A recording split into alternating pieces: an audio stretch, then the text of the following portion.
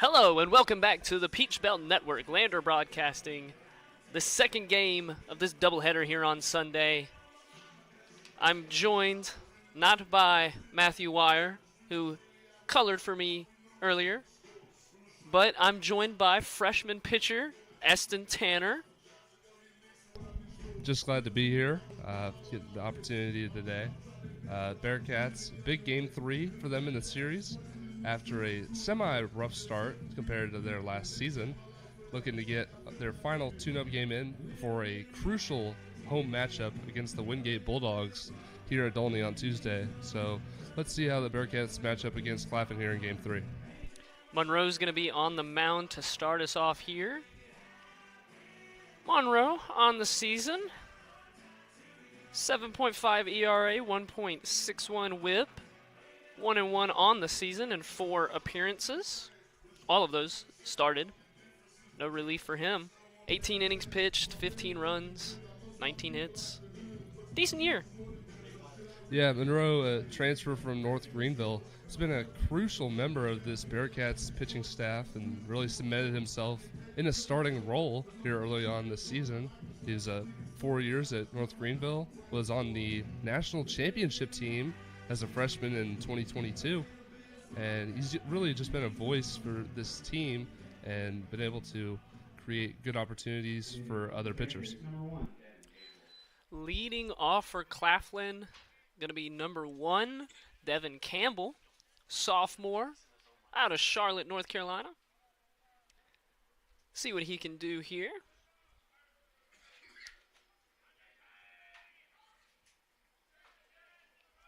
Batting-wise, coming into this game, batting 143. That pitch inside for Monroe. Jake Monroe does not utilize a fastball on the mound. He's a primary sinker pitcher, and you're going to see that inside to righties very frequently today. He'll break off a slider, change up. Nothing too overpowering in terms of velo, but the movement is there for sure. As Campbell laces that one into center field. Great hit there on the second pitch of the at-bat. Claflin starting out this game hot as opposed to the last few games. Got off to slow starts. Great job of hitting there by Campbell. Just seeing that pitch on the outer half, not trying to do too much. Keep it up the middle for a base hit for the Panthers here. Like you were saying, Monroe not a velo guy, but has some beautiful breaking stuff. And that is one thing you will always hear me compliment. I love me some good breaking stuff. Yeah, I don't think it's not even the breaking stuff. I mean, he's a guy who's going to fill up the zone for however long he's out there on the mound. And in terms of pitching, that's about as reliable as you can get. So, absolutely. Now into the bat for Claflin. Going to be Tallington out in left today. Last night he played in center field. Had a pretty good game. Had one significant error as we have stolen at second. Campbell took off.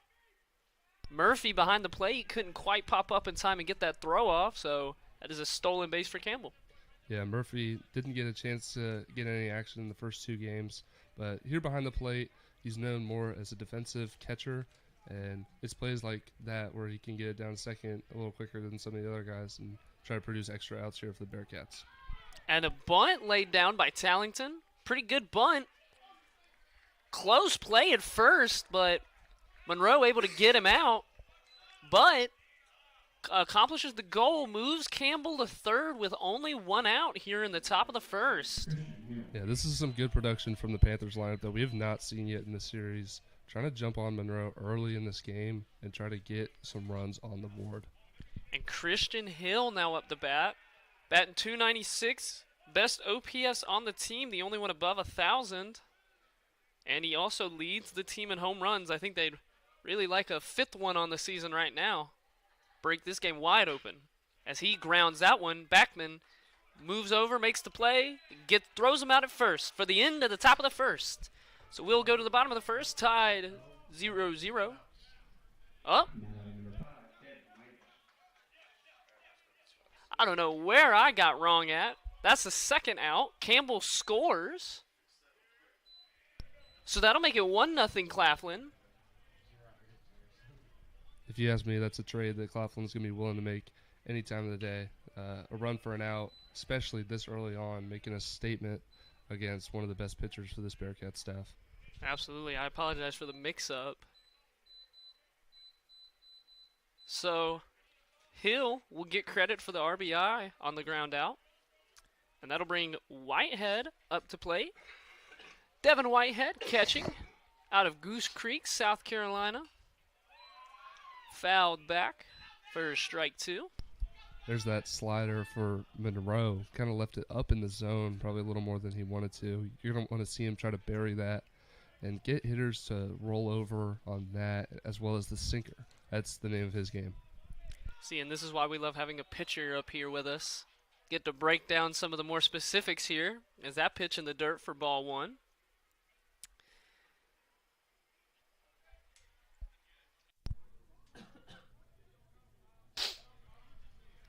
As Whitehead will prepare for the 1-2 pitch. Fouls that one off. Whitehead on the season. Batting .209. Pretty good. 3 home runs. Second on the team. Got 4 walks. Pretty good season so far for Mr.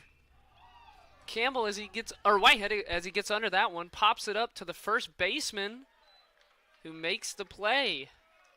That is Riley Hood out at first. And so that will actually end the first inning this time. Claflin with a 1-0 lead going into the bottom of the first. We will be right back.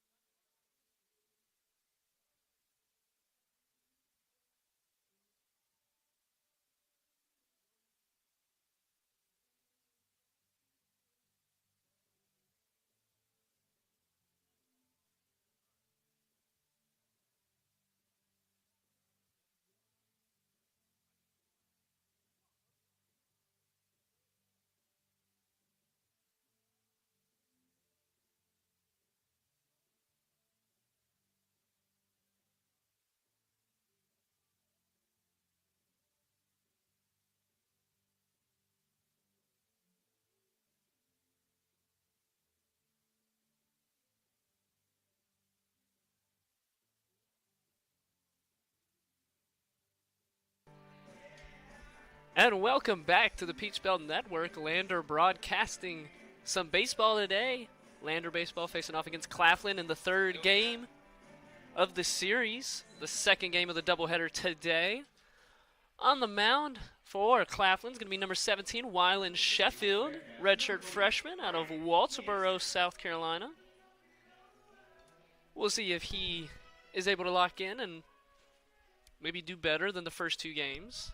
It'll be interesting to see what kind of stuff he has. We've seen large variations from this Claflin staff that show just a very wide variety of approaches to facing this Bearcat lineup. One thing I have noticed, it's been a kind of a common trend in my opinion, has been a lot of them have missed inside to right-handed pitchers. It seems a lot of them missed to that, what would be our left side of the plate. Yeah, exactly. And these guys in the lineup, they're here for a reason, and they know that they have the mentality that they're going to stand in there no matter what's coming. And you could throw a fastball right at the spine, and they're not going to flinch. They're just going to take their base, and they get a couple of those every single game, and they've really added up now. The total is extremely high, and it just shows that they know what they're doing when they step in that box. You can say that again. 73 hit by pitches on the season, including the game today earlier. So Lander not afraid to take a baseball, as that's the first one in there for a strike. Hansen, 3-1 count. And Hansen, one of the best bats on this Lander team, batting .343. Definitely one of the more danger guys you've got. Yeah, even as a sophomore, he's really stepped up into a leadership role. He's been able to do basically everything you need, especially out of a leadoff hitter. He's one of the most fearful guys you can face, especially at the top of the order. Absolutely. He's been a great number one top of the lineup hitter for the Bearcats, able to get on and find his way to home. He's got 24 runs, which is second on the team as he lines that one up the middle. Little grounder past the shortstop. Good attempts by number 15, Jimenez. But he can't quite get there, so that's going to be a single to start the game for the Bearcats.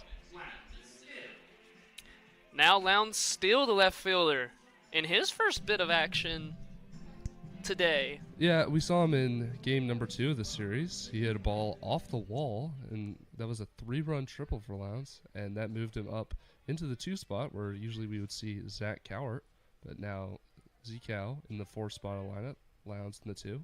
Try to do some damage here early on. We'll see what Lowndes has got here in the 2-hole. Looking at how he's done on the season, .333. Has a bit less at-bats than some of the other guys, 27, 9 for 27. 12 RBIs, 9 runs. So, pretty good season for Lowndes. He'll look to continue it here as he takes for strike 1. Yeah, Lowndes off the field is very intense, almost Army-like personality. He seeks the best out of everyone on this team, and he doesn't take 50% effort. He's a guy who's going to show up every day and give it his best. And that's always something that's so important to have as he swings at that one for strike 2. Always great to have those rugged, just focus on one thing guys on your team. Yeah, and, he's a more outspoken leader on the team, but then you have other guys such as Brody Winter, who may not be playing today in the second game, but he's a quiet guy, but we know that we can get results out of him. As Lowndes lines that one to left field for a beautiful single. Really made good contact on that pitch. And so that's going to bring up Pip Smalley. Runners on first and second, no outs. Lander's out here very quickly, Eston. Yeah, we saw that first run in the top of the first for Claflin, and it was very important to see how the Bearcats would respond to that, making sure that they don't just sit down and take that. If they could get a couple runs scratched off the board here, I think that would be important for the momentum shift. Absolutely, as Pip Smalley, playing DH, normally plays at first, but moved to the designated hitter spot for this game. Pip, again, one of those top bats on the team. 341, 1.028 on the OPS. Just a very consistent bat throughout the season. And he's got runners on first and second and an opportunity to use something here as that pitch very high and up. Kind of lost control on that one, I think. Yeah, so far for this pitcher in the first inning, he's missing a lot up. And then when he does throw strikes, he seems to almost give them something that's too good to hit. And the Bearcats are taking advantage so far. And that's something you love to see from the Bearcats. Something that has been a point that I've tried to talk about throughout the season. Most games that they win, they have more runs than hits, and normally by a good standard. Yeah, as mentioned earlier, these guys in the lineup, they take their free bases, and it's not something that they complain about. They understand that this is the way to win the games. and they're willing to do what it takes. Pip Smalley lines it hard to third base. Play at first, and oh, very close play. I'm going to call him out. That play made by Everett over at third. Excellent awareness to step on third, get that out, and then complete the double play at first to get Pip out. Yeah, that play was very good by the third baseman there. Throwing across the diamond in time to get the out. And those calls are always tough. You know, sometimes you want to award the runner, but I think the umpire saw that throw and he was very impressed enough to call it in favor of the defense. Absolutely. Great play by Everett. Gets 2 down quick like that. And so that'll bring up Zach Cowart, the second baseman. As you said earlier, normally bats in that 2 spot, but batting cleanup here today, at least in this second game. I think it's very clear why. We saw that 3-run homer early in game number 1 today. He's shown a lot of power, and especially to that pull side, he's a guy who can put it halfway up that net when the time is necessary. He's tied for the most amount of home runs on the team this year with the aforementioned Brody Winner. Both of them have 4 on the season. A couple other guys got 2 and 1 and 1. But those 2 guys have been your power guys here early in the season as that pitch brushes them off the plate a bit. Yeah, we mentioned Jake Monroe, a transfer from North Greenville. Zach Cowart, also a transfer from North Greenville, played 2 years there, now in his second season as a Bearcat. And like we talked about with the home runs, he's off to a great start and just become a leader, especially for this offense. A lot of North Greenville transfers here on this Lander baseball team. I mean, I understand it. I'm a transfer myself. Started out at Wofford, came here to Lander. Sometimes a move is what happens. Move is what's best for you. And these guys are definitely taking advantage of the move. Monroe, obviously, one of the better pitchers on this staff. And Cowart, I'd say one of the best bats on the team. So, we'll see what he can do here as he's going to get a free base. Usually you would say you don't see something like that very often, but I believe that is the 5th intentional free pass we've seen from this Panthers team. Absolutely. The first game last night of the series, Brody Winner had 3 intentional walks out of his, I think, 4 at-bats. And then the 4th at-bat, he still walked. So, these Claflin Panthers are not afraid as he gets... Oh! Riley Hood gets hit by pitch the very next pitch after the intentional walk. Yeah, Riley Hood there, a transfer from McMurray State University. It's very easy to come into a new school and believe that you have what it takes to have success and not exactly buy into a program. But these Bearcats have bought in, and they're willing to take pitches for their teammates. And now we're in a great situation, bases loaded. 2 outs, Oliver's own up to the bat. And one thing I got to say about Riley, an absolutely beautiful mustache he's got rocking. I will say it is Mustache March here in Bearcat Land. However, prior to that, Riley Hood was well known around the clubhouse as Mustache Man. So it is quite infamous among the team that he has the best stash. He definitely does. I'm a little bit envious. I tried to grow that out and couldn't get it anywhere near him, but Oliver's own quickly behind 0-2 here. 2 outs, so he's got to get something going. Oliver's own can really do some damage here, especially against this righty-lefty matchup. He's a guy who can pull it down the line if necessary, drive it deep center. And with the bases loaded, can't imagine that the Panthers are feeling really comfortable here. Well, and if you want to look and notice out in the outfield, it seems that the right fielder has accounted for that a bit, scooted over. A little bit closer to the foul pole. Center fielder not in direct center, a little bit offset to the right. But the left fielder, surprisingly has left that left center outfield really wide if he could find a way to punch it out there.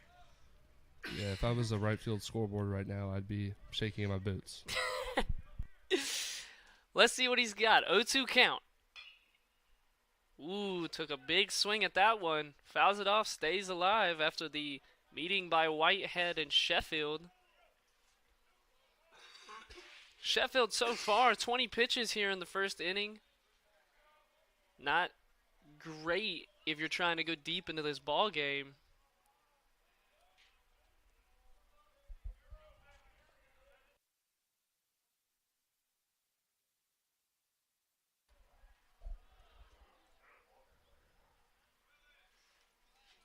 Bit of a weird play there. Ump's gonna call pause, and they're gonna give a balk on Sheffield. And their coach is going to come out and try to talk the umpire out of this, or even just to see what the reasoning is behind this. But that is a crucial run for the Bearcats, because now they have tied up the Panthers here in the bottom of the first. And it looks like he just wanted a bit of an explanation. I mean, arguing with the umps is just not a smart call. The ump's call is normally the ump's call. But explanations are always nice. Be able to work on that maybe next time you're in practice. Yeah, these umpires over the series have done a great job. We haven't seen a whole lot of complaining or even disagreements on many calls. Not a whole lot of problems, and that's just attributed to hard work and dedication from these guys. Absolutely, as Oliver Zone takes a ball. Count 1-2 after the balk. Lander ties it up 1-1. See if Zone can crack that open even more as he takes ball 2. Sheffield leaving a couple of pitches out here. You got to wonder if he's just a little afraid to throw inside the zone somebody who's so strong to that right field corner. Absolutely, and again, it looks like he just keeps missing to that, what is our left side of the plate, as Zone takes a big swing at it, can't make contact, so he's going to strike out. And we're going to go into the top of the second side, 1-1 here, and we'll be right back after this.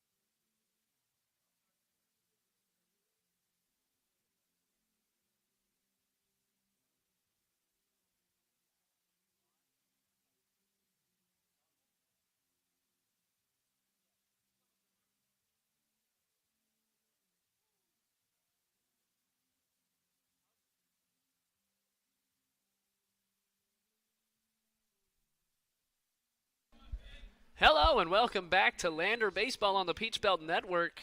We've got a good one here so far. Top of the second, 1-1.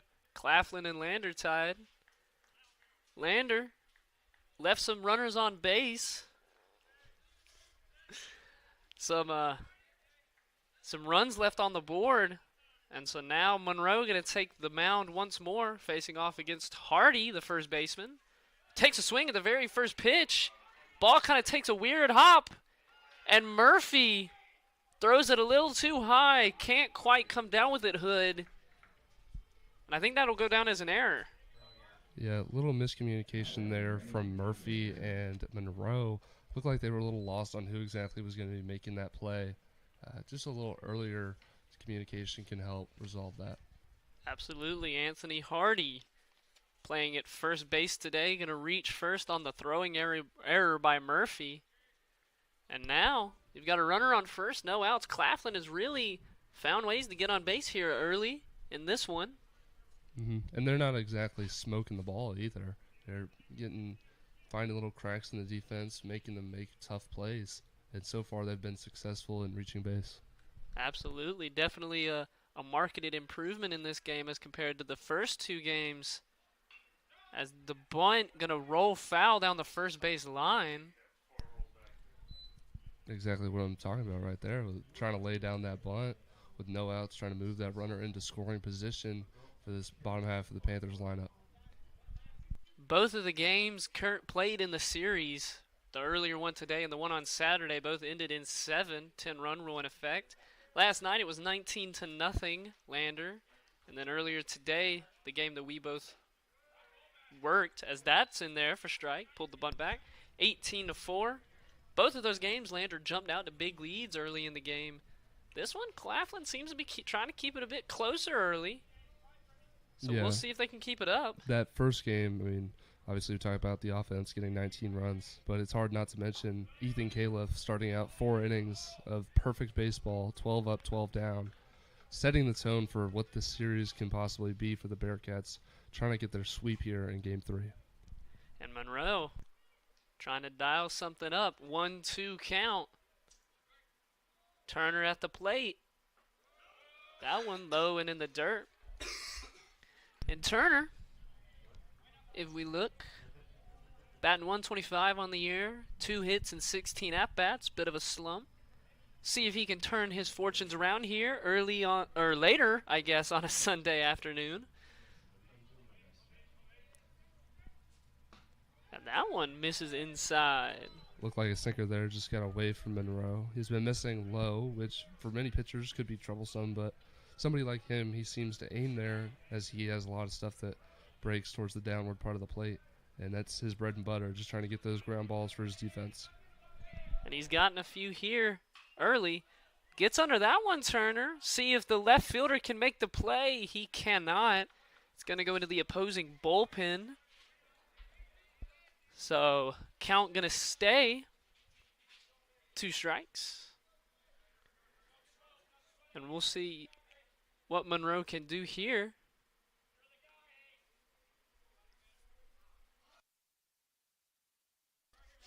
Pitch. And got him swinging. Strike 3 for the first out here in the top of the second. What'd you see there? Yeah, Monroe really not trying to waste any pitches there, going right at the hitter, trying to make him beat Monroe. And that's just how he is. He's very competitive. You'll hear him grinding out a couple pitches. That's not out of effort. That's just desire to win. And a desire to win. That's a great way to describe this Bearcat team. A desire to win all season in any way possible, as Monroe gets that one in there for a strike. 2, Jimenez, the shortstop, number 15. A freshman out of Brandon, Florida. Sorry. Got a little mixed up. As he's going to ground that one. And a great try at third from Caden Cruz, but the Superman just couldn't reach it in time, so that's going to be a ground ball single. And that puts runners on first and second with only 1 out. Yeah, Cade Cruz, a junior college Gold Glove recipient. He's very good over there at the hot corner. And when there's plays like that, if he's not able to get it, there's not a whole lot of guys that can. So he's a staple in this defensive aspect of the Bearcat lineup. Well, and you certainly can't fault him for a lack of trying on that play. He spread-eagled, but couldn't quite reach it. So the ball gets by him first and second, 1 out. Monroe trying to get out of this without allowing any more runs. Up to bat is going to be the center fielder, Nehemiah Drew Jr. out of Raleigh, North Carolina. Yeah, you can expect Monroe to go right at this bottom half of the lineup, really try to attack and get a full inning reset before he has to face the top of the order again. This is only the 5th at-bat of the year for Drew. Does not have a hit yet. So looking for his first hit of the year.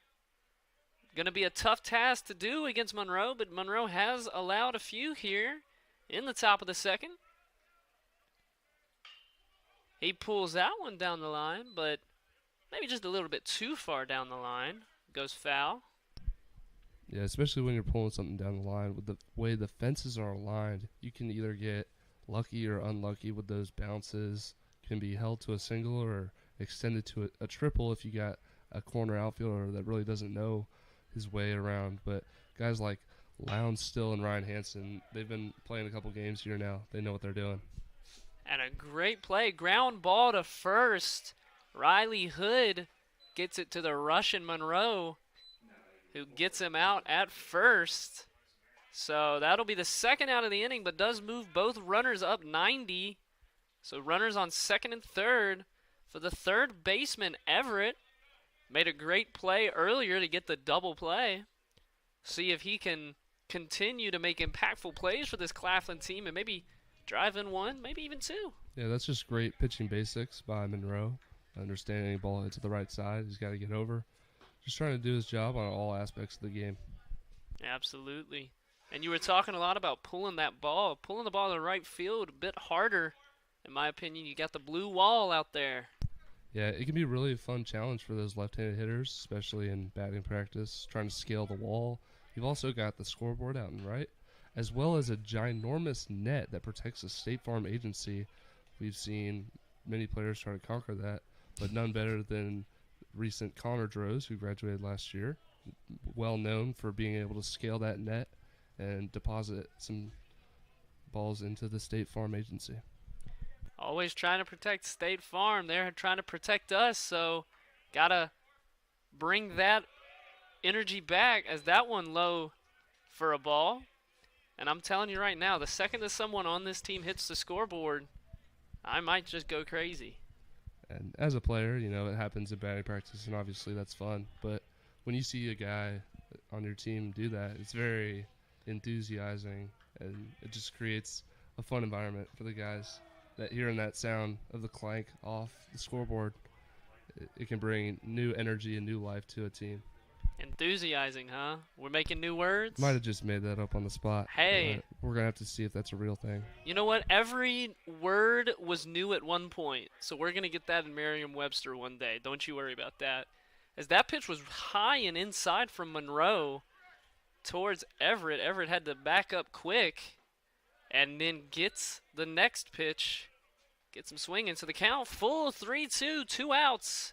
Runners on second and third. Enthusiasing appears to not be a word. I believe the word I was looking for was enthusing, which means the definition I was intended for. And like I said, we're going to get that a word. Don't you worry, Eston. Is that pitch right back at you? Maybe that was a... Yeah, I think if I had a glove on that one, could have made a nice catch. But we got the screen here protecting the fans, the patrons here at Dolny. Well, and us here in the press box. It'd be a shame for a ball to hit one of these glass windows. Don't know if I'd want that. I'd quit baseball. As he gets him, strike three from Monroe to end the top of the second. And so we'll move to the bottom of the second, tied 1-1. We'll be right back after this.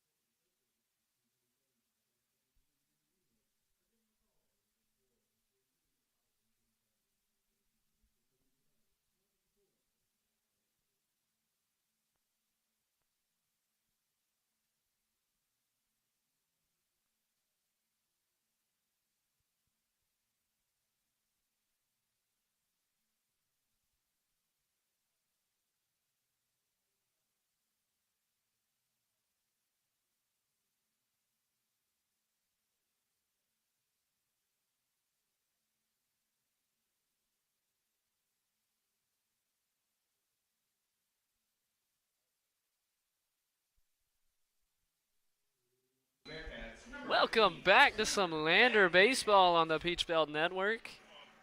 Currently 1-1, tied all up here in the bottom of the second with Claflin University. Leading us off is going to be the shortstop Cooper Backman. Facing off against Sheffield, he's going to continue his work. Last season, Cooper Backman had 1 home run in what was the last game of the season. He's already got 1 this year.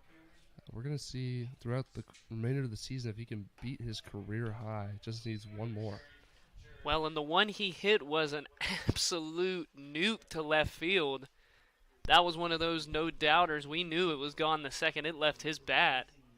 Yeah, and he had, I believe, 2 other hits that game, both extra base hits.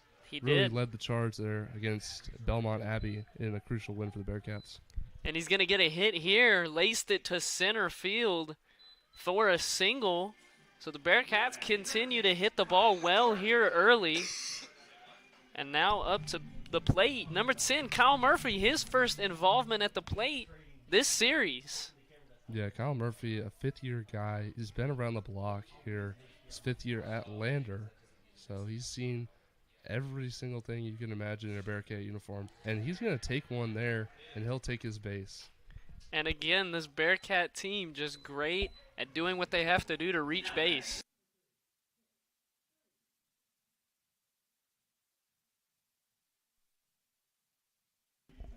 And a little fun fact for everyone listening, we lead the country here at Lander in hit by pitches. Chalk that one up to another for the league nation leaders. I can't even say league leaders. They do whatever they have to do, this Bearcat team. And so that's going to put runners on first and second with no outs. Dangerous position here for Sheffield. Yeah, he's got number 3, Cade Cruz, coming up, a transfer from Palm Beach State. We already mentioned the Junior College Gold Glove recipient. And although he may not shock you with the power, he is the guy who will get on base no matter what. He's gritty. He's going to lean into pitches. He's going to lay one down if necessary. And he's a hard guy to strike out. So don't let the 9 spot fool you here for the Bearcats. Absolutely not. Caden Cruz kind of shows a bit of that shift in baseball mentality of not putting necessarily your worst hitter in the lineup at the 9 spot, instead trying to get someone who can get on base. He's got an excellent bat. He's going to ground that to short. Double play ball, and it's going to be out. The on a bang-bang play at first, going to give it to Claflin once more. Yeah, that's the second one we've seen, a close call at first base that's gone the Panthers' way. And that could be one of the aspects that's holding them in this game right now. With 2 outs, runner on third, Hanson stepping up to the plate. This is exactly who you want if you're the Bearcats. This is absolutely who you want. Tied for the lead for most RBIs on the team. He bats excellently when there's a runner in scoring position. Backman quick at third, too. Not a slowpoke by any mean. So Hanson going to try to drive him in here. Yeah, Sheffield's done a great job here in the last 2 innings of filling up the zone. And there's a ground ball to the shortstop. And Hanson will be retired. Bearcats don't get any across here in the bottom of the second. And that's a quick inning after the double play. And so we'll also take a quick break.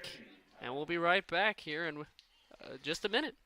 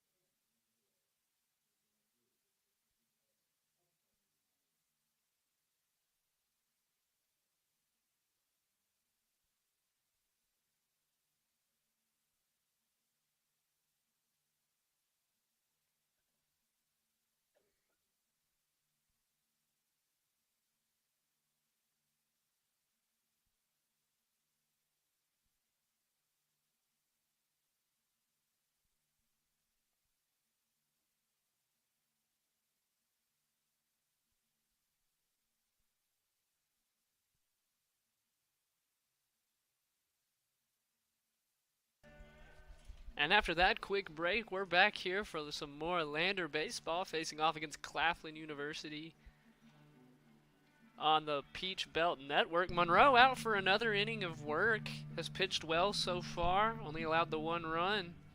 See if he can keep that up here. Yeah, as we flash back to what happened last inning, it was a great job of Monroe being able to attack the bottom hitters in that Claflin lineup, striking out the 8 and 9 hitters to get out of a jam and reset this lineup. And that is exactly what's going to happen. Number 1, Campbell, the designated hitter, 1 for 1 on the day, scored the only run for Claflin. So also had that stolen base that Murphy threw a little bit to the left. So we'll see if he can keep up his day. Campbell did a great job of getting on and getting around, trying to set the tone for the Panthers. We'll see what he can do here in at bat number 2 against Monroe. And we'll see what Monroe can do here.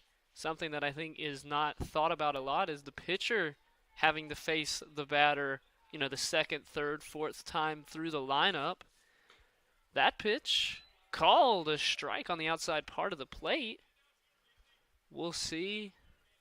That one was a close call, but goes Monroe's way. So we'll see. Looking at what Monroe's done today, 32 pitches, 2 hits, and allowed that 1 run.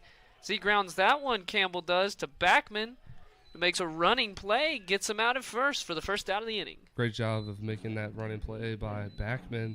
It's a tough play for many infielders, but he's become accustomed to it, being able to make it often. Absolutely. I think you've got something pulled up for us, I'm seeing. Yeah, I just wanted to talk about Jake Monroe a little bit. He hails from the coast of South Carolina, and when you think about that, it's Myrtle Beach, Charleston, all these fun places. But sandwiched in between there is a place called Pawleys Island. This is where Jake Monroe is from. He grew up here, went to Waccamaw High School, and a fun fact, Pawleys Island population is about 150 residents. So, it is on the coast, but it's very, very small. Very small. Tallington does the same thing as his predecessor, grounds it a bit harder to Cooper Backman, who makes the play once more, gets him out at first for the second out. Yeah, Monroe, hailing out of Pawleys Island. Pawleys Island, a common staple, I think, for most any South Carolina resident knows about it. But as he said, only about 150 people live there. But it is a beautiful little spot if you're able to visit. Honestly, the entire coast of South Carolina is. Yeah, going back to that ground ball by Backman, it's been a couple now that he's gotten early in this game, and he's looking like he's pretty automatic so far. He's certainly dialed in outside of the run scored by Campbell in the first. Gets him swinging on that one. This is Christian Hill now at bat, the right fielder. He's 0 for 1, had that ground out in the first, but drove in Campbell, and he gets under that one, and he's going to send that out to right. That drops right before the right fielder, Hansen, can make the play. Yeah, I think that's just a great piece of hitting from Christian Hill. We've seen early on in this game from Jake Monroe really challenging the hitters, has not allowed a single hit by pitch or walk yet. Now trying to finish up that third inning, entering the second time through the lineup. So we'll see if his approach changes at all. Devin Whitehead, the catcher, now up to bat. Hill able to find his way to first with a great piece of hitting. Jammed him up a little inside, but he was able to bring his hands in and push that ball out to right.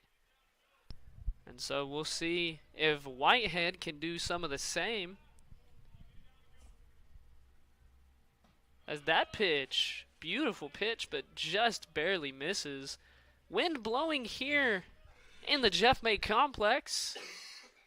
Couldn't exactly tell you the wind speed or the way it's going, but it's going. Yeah, as the weather warms up here, you'll see a lot of those flag positions flowing towards right field. That pitch, a little off the plate. It's going to be a stolen base, however. So Christian Hill gets the second stolen base of the game for Claflin. And so now you've got a runner on second, 2 outs for Monroe. Yeah, this could be a dangerous spot here for the Bearcats with the 4-hitter in Devon Whitehead, somebody who has had some success in this series. looking to see how he activates in this scenario. Leading Claflin in RBIs. He's got 11. The only Claflin player in double-digit RBI totals. Could potentially add another one here. It's a 3-1 count for Monroe.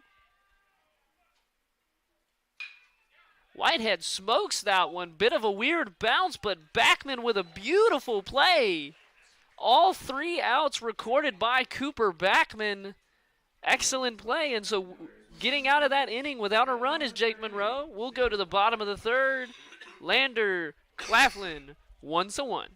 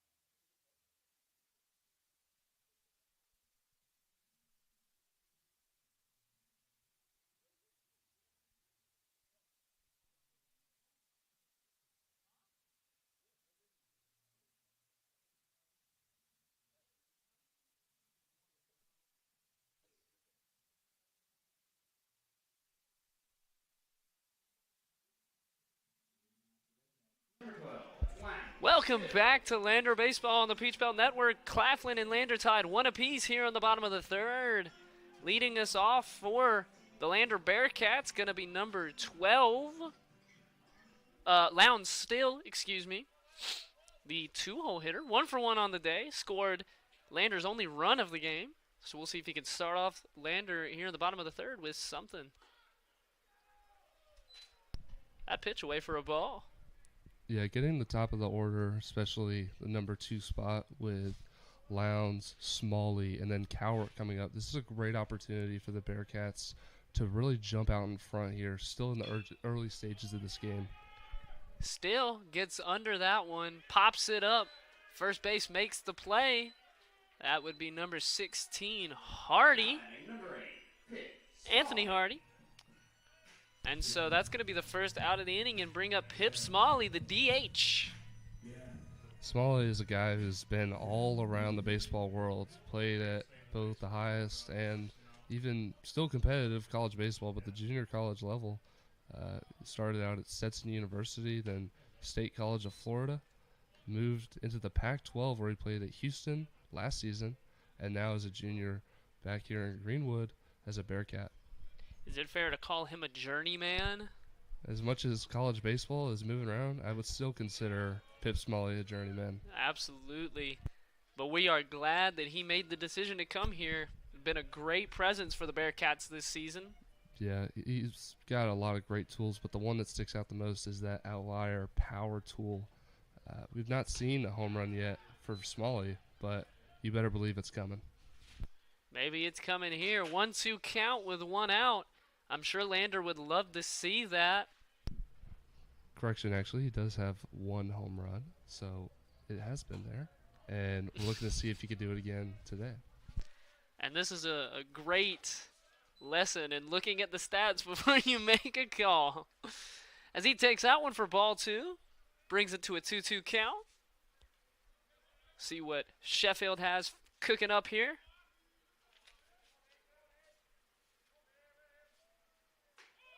That one inside for ball 3. So we're going to have a full count with 1 out. Smalley has battled his way back into this at-bat. And one thing you can be certain of, he's not going to be afraid to take this ball 4 if it presents itself. We'll see if it does. Smalley gets a hold of that one and puts it down the right field line. It is fair. He's going to go for 3. The ball now out of the corner. Could have made it standing up. Wanted to get the light blue uniforms they're wearing today a little dirty. So Pip Smalley, with 1 out in the bottom of the 3rd, gets a triple into the right field corner. And I think it looked to me like that right fielder had some problems like you were talking about earlier. Hill doesn't really know the contours of that outfield. Maybe fumbled with the ball a bit. Yeah, and it looked like he was shaded a little over towards center. And just to add on the problems with that corner that you find a lot in right fielders, it looked like Pip Smalley was getting into 3rd pretty easily there. Absolutely, as next up was Zach Cowart, the cleanup hitter, but Claflin decides to intentionally walk him, set up potentially a double play opportunity, try to get you out of this inning. They've already had 2 double plays in both innings, so it's certainly not an absurd thing to do here. And now up to bat, the first baseman, Riley Hood. This is his first game of the series. And he's going to sky that one down the right field line. Hits the Lander bullpen. Thought for a second he might have just recreated what Pitt did. That bullpen can be a dangerous area, especially with those walls. If you're not paying attention to the game, you know, there's a ball that could fly in there at any point in time without you knowing. And Eston certainly has a lot of experience with that bullpen, being a pitcher. As the double play ball is late, Claflin was going for 3rd double play of the game, but the second baseman, Turner, just couldn't make the turn quick enough, and Hood hit the Jets, got to first, and that's going to make it 2-1 Lander and an RBI for Hood. Yeah, great job by Hood there. Would have been very easy to be frustrated about ground ball and just turn it into an easy double play, but being able to hustle that out and score the go-ahead run for the Bearcats. And Oliver Zone hits that one into the dirt, and what a throw, right field, gonna throw it away, and Zone, Riley Hood scores on the throwing error, and Zone goes from 1st to 3rd, and just like that, Lander jumps out to a 3-1 lead here in the bottom of the 3rd. Yeah, you can see Claflin's head coach there, not too happy with the throw from the right fielder. Some of you learn at I don't know about a young age, but early on in your baseball career, you got to keep that throw low in order to have a real chance, as well as giving your 3rd baseman a chance to make a tag or even just stop the ball. When you miss it high, it's, unless you got a super tall guy over there, it's very hard to keep that in front. Well, and also just knowing when to try to make a play like that. I mean, if you're Claflin, you would have had runners on 1st and 3rd with 2 outs. Now you got a runner on 3rd, 2 outs still, but a run scores. And Lander, and that Cooper Backman was up to bat, and Sheffield hit him.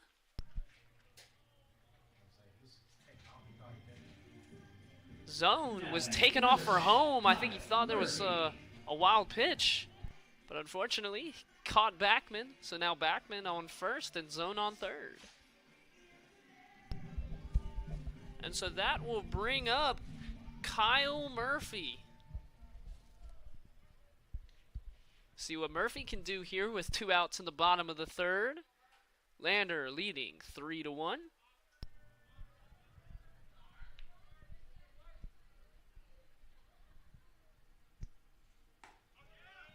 Beautiful pitch by Sheffield. Starts him out with a strike.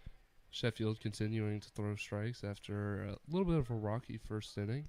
He's been able to command the zone very well. It seems like he's throwing multiple pitches for strikes, going right at these Bearcat hitters. And it's showing in the score that he's been able to hold them to a number that's been less than what they've achieved in the first 2 games. Done a great job of limiting runs, But now with Kyle Murphy in the box, could be a dangerous situation here. 49 pitches, 5 hits, 3 runs, only 2 of them earned, though, for Sheffield. He's walked 2, and he has 1 strikeout. Trying to get through his 3rd inning of work here. Almost threw it away, but Whitehead makes a great play to stop the ball and keep zone at 3rd, and Backman at 1st. So the count, 2-1. Yeah, zone very speedy over there on the third base back. The ball doesn't need to get very far away in order for him to score. Maybe just outside of the dirt circle around home plate, and that should be good for him to get home. Sheffield misses on that pitch as well. So the count 3-1 with 2 outs for Kyle Murphy. And we'll see what he can dial up here for the Bearcats. Backman takes off, but ball 4 for Murphy. So Backman getting to 2nd, and Murphy takes the walk 90 feet to 1st. And that brings up dangerous bat number 3, Caden Cruz, 3rd baseman. He's 0 for 1 today, looking to change that. And it looks like we may have a pitching change. We'll wait and see. We won't go anywhere. Cade Cruz from South Florida. Although he's lived there practically all of his life, I believe. He's a major Denver Broncos fan, and you better believe he was extremely excited when he saw the Broncos get their opportunity in the AFC Championship game. Although they did fall short, Cade seems very optimistic for upcoming seasons. And for Bronco fans everywhere, you've got a friend in Cade Cruz. You just had to point that out to the Bills fan, didn't you? Also, Andrew Camarota, who we saw in the first game, he lived in Denver, and he is a major Broncos fan as well. So the two of them bond over that relationship. It was a catch. I'm just going to say that, and we're going to move on as Caden Cruz takes ball 1. Bases loaded here in the bottom of the 3rd for Lander.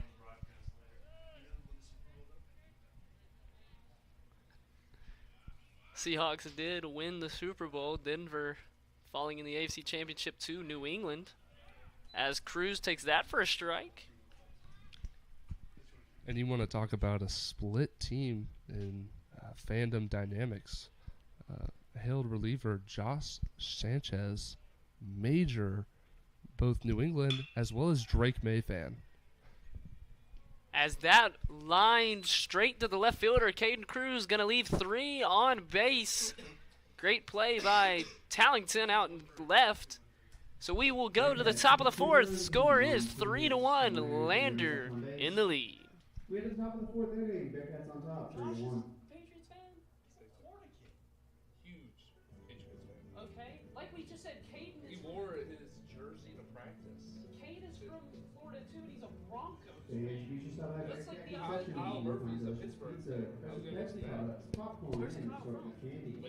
Bearcat concessions. Often still beer and wine if patrons of legal drinking age without ID. Also available at Bearcat concessions is the Bearcat Brews. That's why I didn't want to say that. It's like I know the Beer reason cracked and for solid like with Caden those Sanchez. nails. Yeah. When there's a draw, it's guaranteed to be a good time. Thanks to Good Times Brewing and Go Bearcats.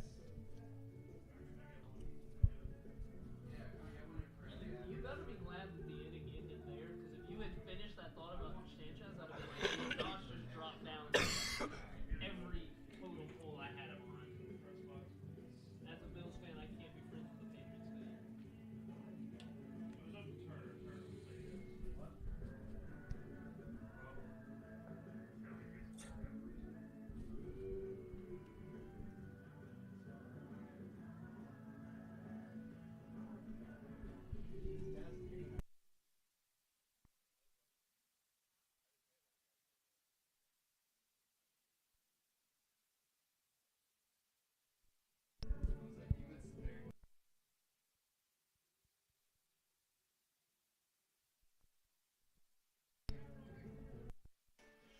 And we are back here, top of the 4th inning. Monroe out for another inning pitching for Lander, up 3-1. And we will have Hardy, the first baseman, up to bat here to start us off. Yeah, Monroe now getting into working that fourth inning. He's still under 50 pitches. Just 3 hits, 1 run, and no walks still. Been able to fill up the zone early on here in his first 3 innings. That one in there for a strike for Monroe. Looking at his stats, he's got, like you said, 44 pitches coming into this inning. 3 hits, 1 run, no walks, 2 strikeouts. So a good outing so far. So he gets Hardy to foul that one back. Really been in command of the zone, Monroe has. Both of these pitchers have been throwing strikes. Lander in the last inning able to punish Sheffield a bit more for it.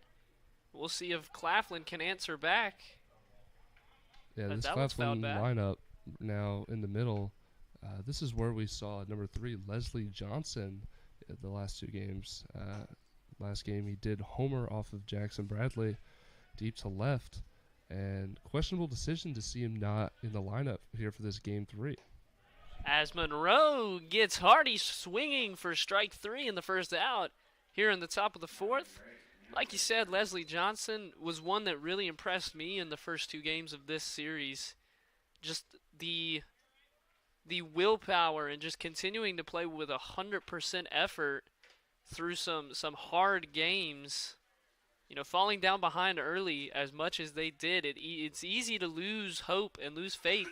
Just kind of try to coast, but I didn't see that from what is referred to as LJ in the dugout for Claflin.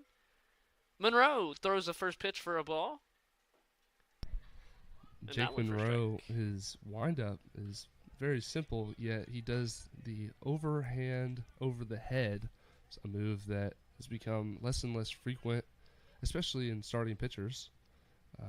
But it must be comfortable for him, as he's done it for a while now. Well, and whatever works, works, and it's working for him right now. So we'll see what he can continue to cook up here, top of the 4th. And we'll see what Turner, the second baseman's got for him. On that one, he's got a swing and a miss.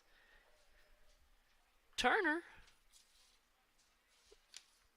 a senior out of Detroit, Michigan. So, bit out of his neck of the woods.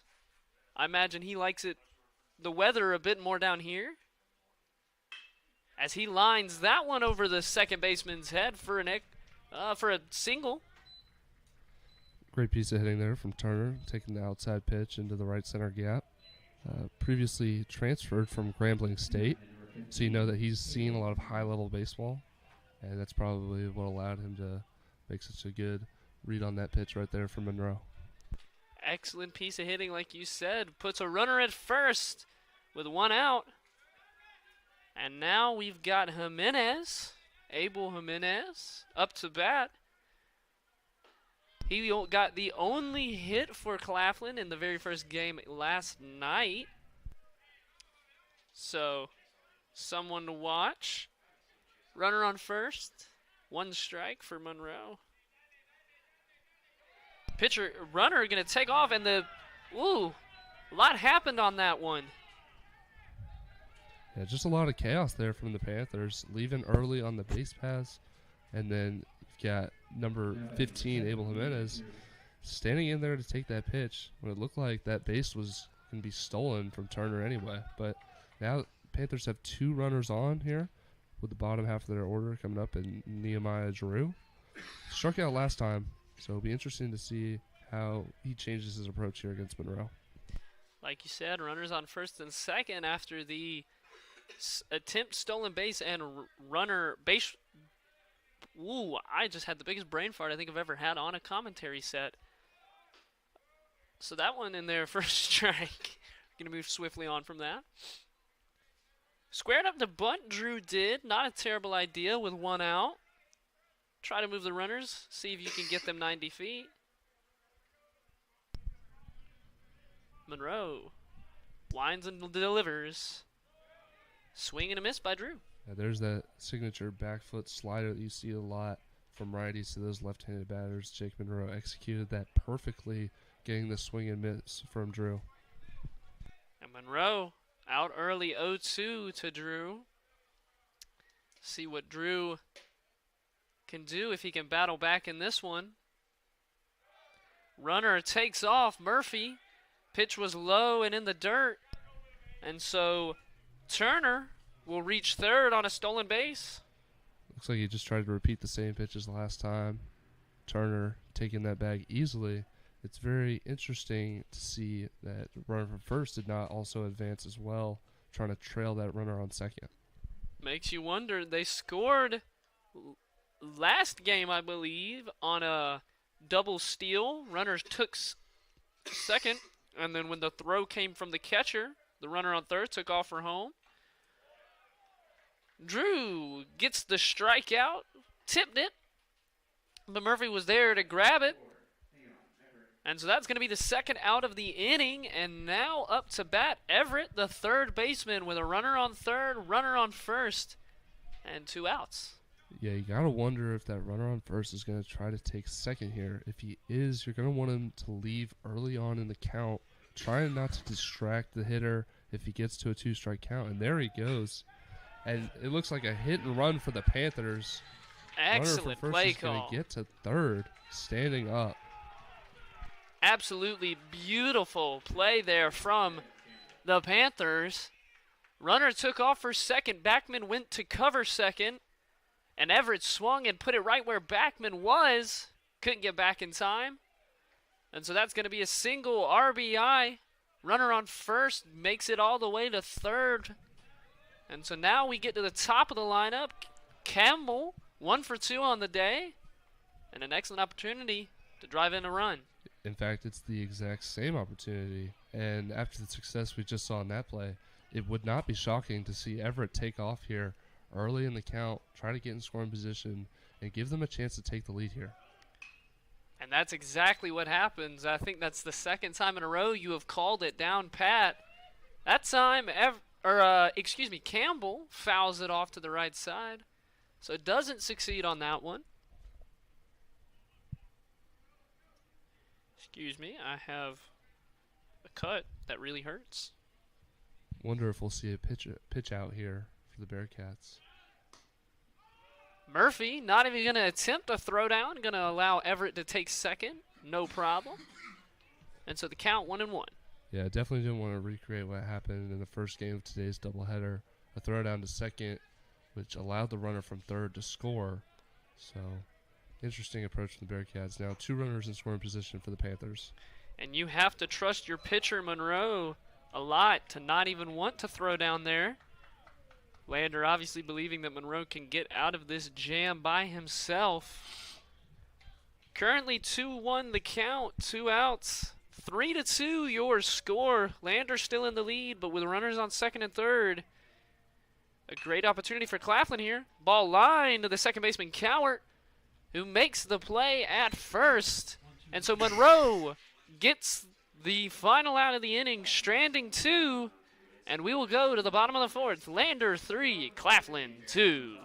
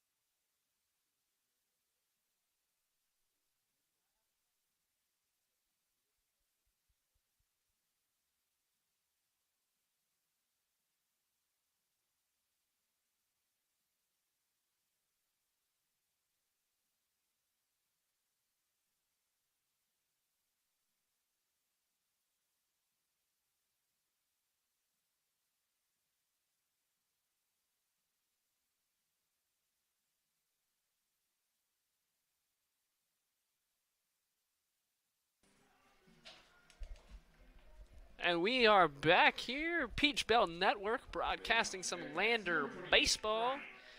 Current score is 3-2 Lander's way over Claflin, but definitely a lot closer than the previous two games. That can happen on a Sunday afternoon. Been a long day so far. So we'll see if Lander can buckle in and put up some runs like they've been doing. Yeah, I gotta say I'm impressed with how Claflin's handling themselves this game. Would have been very easy to take those first two losses and just say, well, throw in the towel. But they've been able to hang in very well now with this Bearcats team and hold them to just 3 runs here in the first 3 innings. And it looks like it's going to come down to a bullpen game to see who can survive the longest, as Hansen flies out there a little bit deep to right. And now we'll have Lowndes still coming up to bat.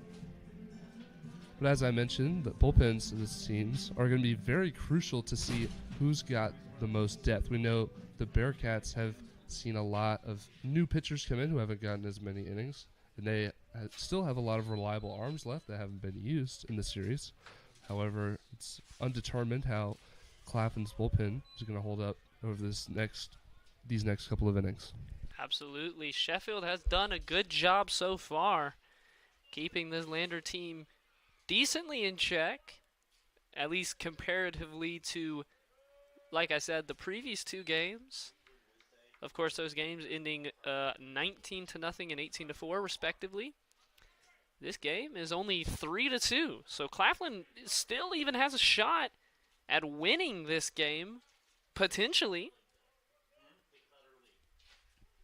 As that pitch, wild, right at the feet. Sheffield trying to pull a Jake Monroe there. Back foot to Lowndes still. Didn't get a bite on the bait there. We'll see if Steele can keep it up 3-0. Perhaps looking for ball 4 here. And he's going to get strike 1 instead. Pitch up in the zone. Way to buckle in from Sheffield. So the 3-1 pitch. In there for a strike 2. So Sheffield went from a 3-0 count, has battled back to a full count. Trying to get the second out here in the bottom of the 4th.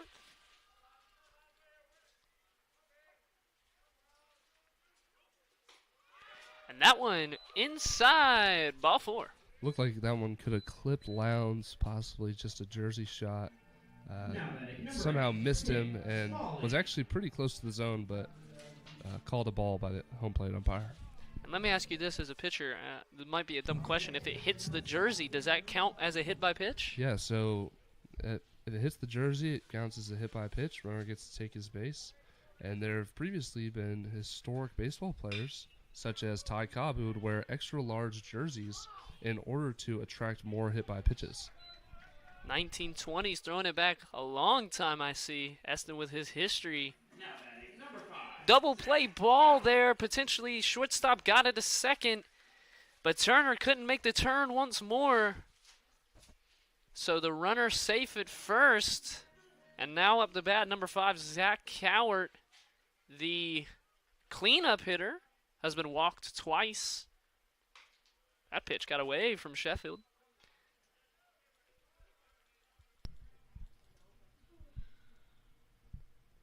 So Smalley standing at first. 2 outs here in the bottom of the 4th. That pitch in there for a strike. Great job by Pip Smalley being able to reach base here, even though there's 2 outs. Of the guy like Zach Cowart in the box, he could do damage on any pitch at any time. Just trying to allow the Bearcats to create some separation here in the bottom of the 4th. And Cowart might be one of my only hopes to see that scoreboard get hit. He's not going to hit it on that one. Second baseman Turner makes an excellent play, stumbling. And so that'll end the bottom of the 4th. We go to the top of the 5th. 3-2, Lander on top.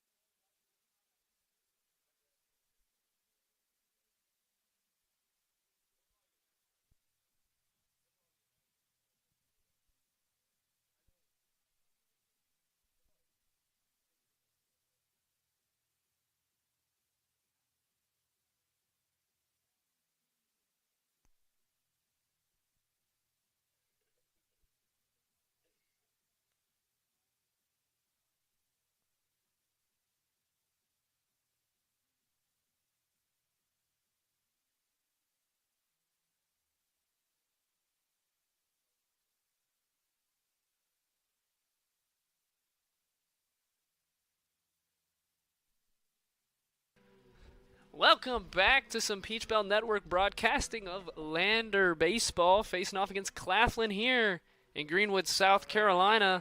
We got a new pitcher on the mound, Thomas Goldberg. Eston, take it away. Yeah, Thomas Goldberg, one of the top lefty arms out of this Lander bullpen. Not going to blow you away with a fastball. It's probably going to be around the 84 all the way up to 88. But it's that curveball that he's got, especially to left-handed hitters. It becomes extremely scary coming in against that. A lot of speed, a lot of break. He throw it for strikes, get the swing and miss. That curveball is going to be used a lot, and you're going to see it here pretty soon. And I do love me some breaking balls. Goldberg on the season, 5.23 ERA, 2.13 whip. He's appeared in 5 games, 10 innings pitched, 6 strikeouts, and 6 walks. So like you said, a good arm out of the bullpen for the Bearcats. We'll see if he can lock it down here for Monroe. Yeah, we've seen him struggle just a little bit in certain games. However, he's really established himself as one of the more dominant pitchers. He comes in with a lot of energy, and he's able to get swings just like that make you feel kind of lost at the plate. And now you really have no idea what he's going to throw because he can come at you with anything here. And the batter currently Tallington, the left fielder, moved over to left this game. The previous 2 games he had been in center. He's going to send that one out to Backman. Cooper Backman makes the play. Backman's been busy these last few innings. Made 4 putouts if I'm not mistaken. So we'll see if he continues his excellent day on the field. Yeah, we've talked about the sports fandom. Thomas Goldberg from New Jersey, he is a major Philadelphia Eagles fan, and he was not in attendance at the Super Bowl recently, but he was around the stadium. He was there to watch the game, and you better believe he was super excited about that. From Swedesboro, New Jersey, transfer from Wingate, so this Lander team has a lot of transfers. We were talking about that in one of the half-inning breaks we had. Yeah, spent his last season at Wingate, and if you don't think that he's going to be a very helpful piece of information for this next Lander baseball midweek game against the Wingate Bulldogs, that'll be here at Dolny. Goldberg's got some insight on what that team could be like, and it'll be interesting to see if he gets the opportunity to pitch against his former team and how he could possibly do. That will be absolutely an interesting matchup if he sees the mound at all. Talking about being on the mound, he's facing off against Christian Hill, number 10, the right fielder. Hill, one of the best bats on this Claflin team.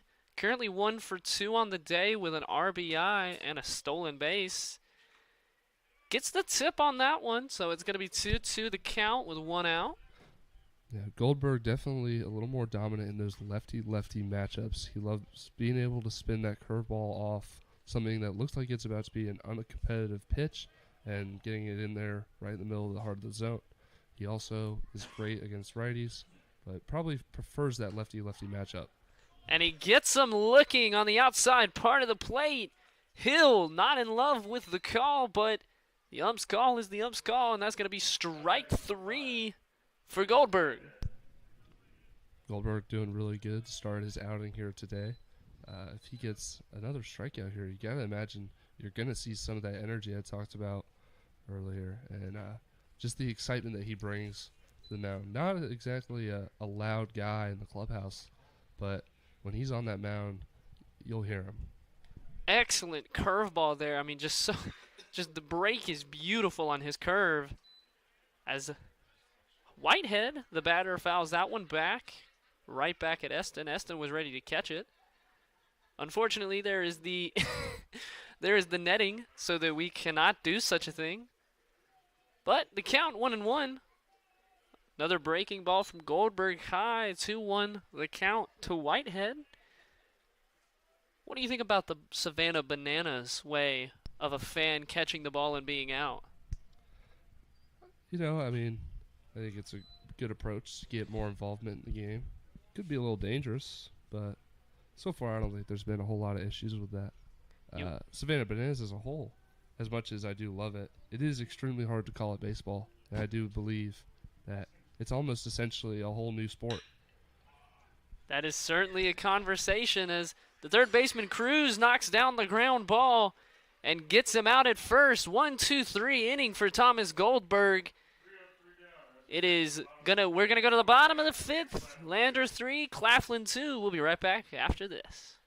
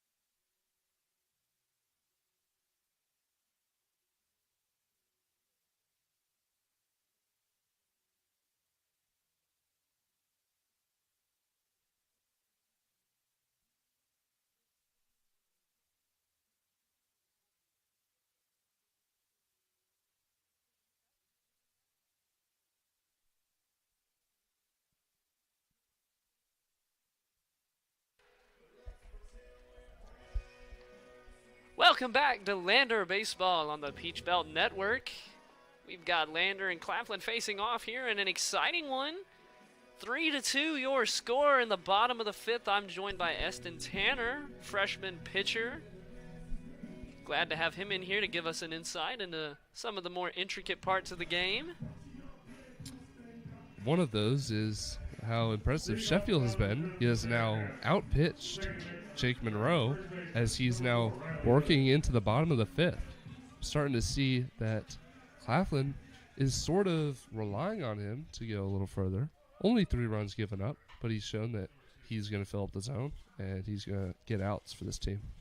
Well, and there may be a reason behind that. You were talking earlier about the vitality of that bullpen.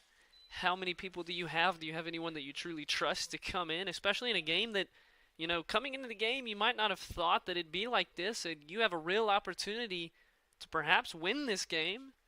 Maybe you stick with the guy that's been working as long as you can. Yeah, in those first 2 games, we didn't really see a whole lot of dominance out of the Panthers' bullpen. It's highly likely that they saved a lot of their better arms, predicting that they would have a close game 3. And number 4, Riley Hood, sends that one right back up the middle for a single to start the bottom of the fifth. And that might be it for Sheffield. And yes, it will be. Or maybe, did he say wait, or did he call for him? So we will wait a second and see. And there is someone coming out, so we will take a quick break as the new pitcher gets acclimated.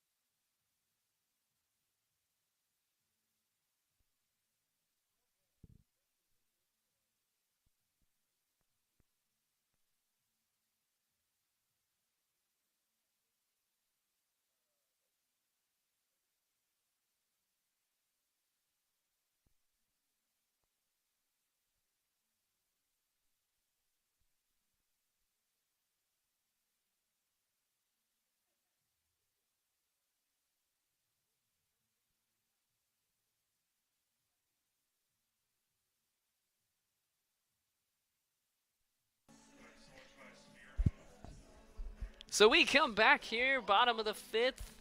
New pitcher on the mound is going to be Brown. Eston, take it away. Tell us a little bit about him.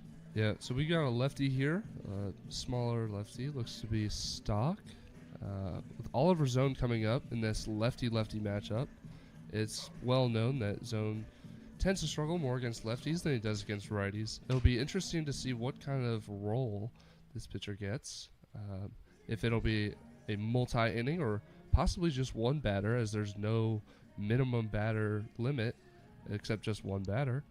So with four more righties coming up after Zone, will be interesting to see how long they let Sean Brown go. And a little interesting fact about Sean Brown, this is his first work in relief. He's had 5 games started. He's 0 for 2, pitched 14 innings, allowed 26 runs for an ERA of 12.27. Yeah, Sean Brown from Chesapeake, Virginia, one of 4 players from Virginia on this Claflin staff. As Zone squares up for a bunt, but pulls it back for ball 1. Also, I think you mentioned that he's a transfer from Coker. So, Claflin with their own set of transfers. That pitch in there for a strike to Zone. Count 1-1. Got a little bit of a 3/4 delivery, which makes it hard on left-handed hitters like Zone, who can be slightly closed off. Getting that arm angle from the right side of the rubber can be tough. And Zone squares up to bunt again, but the ball gets by the catcher, Whitehead. And so the runner on first, Hood, will take off for second on the wild pitch. So now you got a runner on second, no outs, and 2-1 count to Oliver Zone. Yeah, right now he's kind of leaving this stuff on the outer part of the plate. Mentioned it earlier in some of Oliver Zone's previous at-bats that he wasn't getting a lot of pitches towards the middle or inside part of the plate. He's kind of getting forced into those outside pitches. See what he can do here.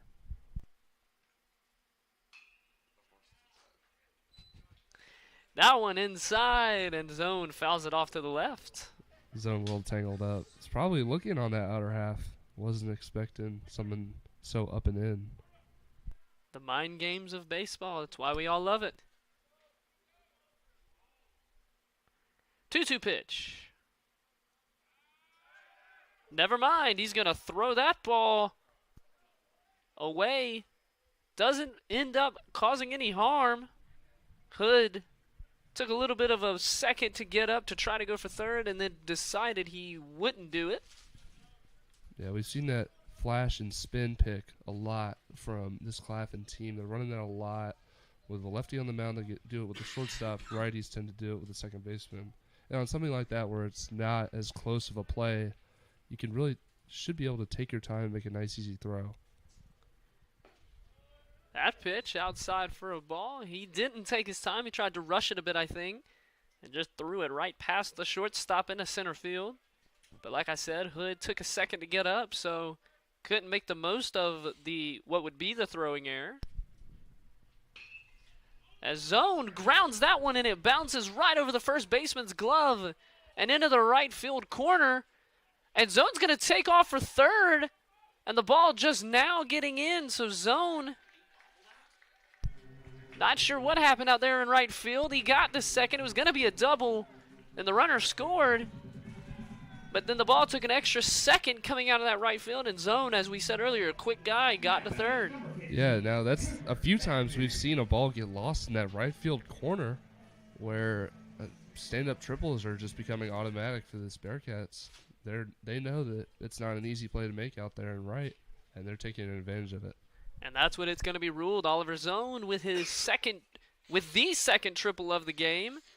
That ball out to center field, a great ranging play made by Nehemiah Drew, but that will drive in Zone from third. So Lander with a quick 2 runs here in the bottom of the 5th. Yeah, great job by Cooper Backman there, understanding his role, just trying to get that run across, getting a pitch he can drive, and putting it far enough in the outfield to allow Zone to walk on home. Absolutely. So just to catch up, because it's been a wild couple of pitches, Oliver Zone tripled down the right field line, drove in Riley Hood. Then Cooper Backman flied out to center field on a sac fly zone, taking off from third to get home and make it 5-2. Lander lead. Murphy. Shotgun Brown, a little bit of a step behind the mound delivery, something you don't really see. I believe Dontrell Willis did it. Not many other pitchers are going to try to pull that off, rocking from back to forth. Dontrell Willis, showcased in MLB The Show 25, had a great card. That's the only reason I know his windup, so I agree with you. Another person in this press box might know that as well. Someone who put 18 days, real life days, into MLB The Show 25.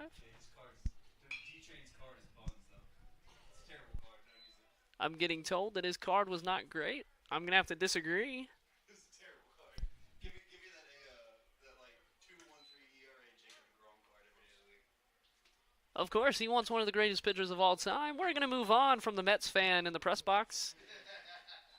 Kyle Murphy takes that one for ball 3. 3-1 the count with 1 out.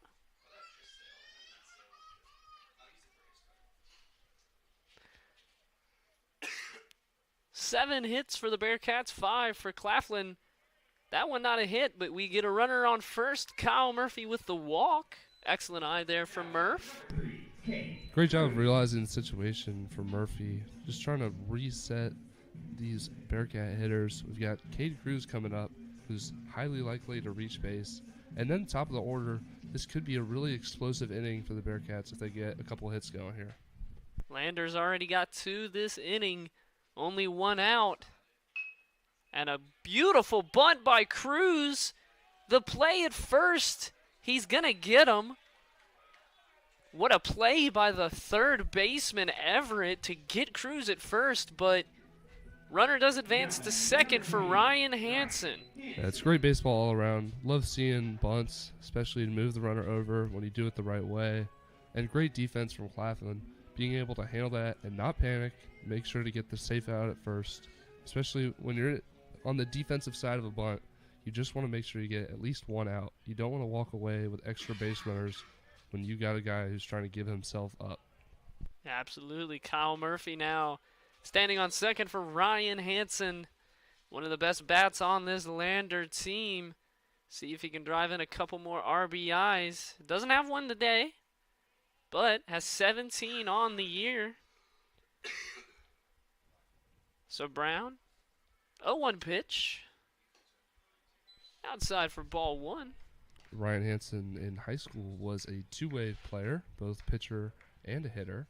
He's only been used as a hitter here in college. You gotta wonder if he still has that desire to get on the mound and if he'll ever get another opportunity. And he's going to get under that one and pop it up. And that play, hard to make, looking up into the sun, trying to find the trajectory of the ball, will not make the play. First and second baseman were there.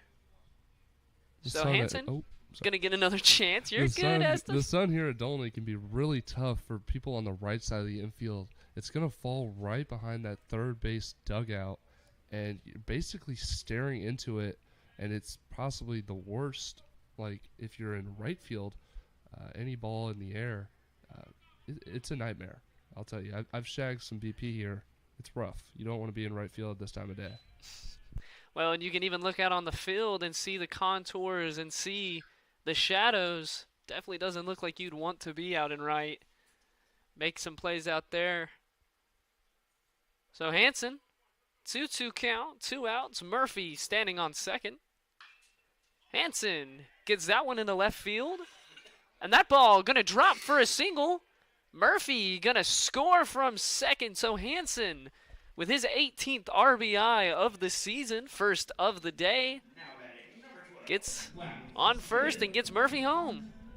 Yeah, and besides from the tough sun that we mentioned earlier, I don't know if we've touched on it enough, but it is truly a great day for baseball. Sneaking out of the month of February, we've just been getting some cold weather recently, but today, truly a beautiful day, a little bit of wind, the clouds are minuscule, and just great weather overall. Absolutely. Here in Greenwood, it is 71 degrees. Wind gusts up to 10 miles per hour. Wish I could tell you which way it's going, but, you know, maybe we'll see if someone gets a hold of a ball and sends it out to right. I mean, wind is a minimal factor here. Looks like it's going out center a little bit. There's a pop-up to third, and the third baseman will handle it. Great play by the third baseman will end the inning for Claflin. But Lander able to get 3 up on the board to make it 6-2 Bearcats going into the top of the 6th. And we will be right back after a couple of these messages.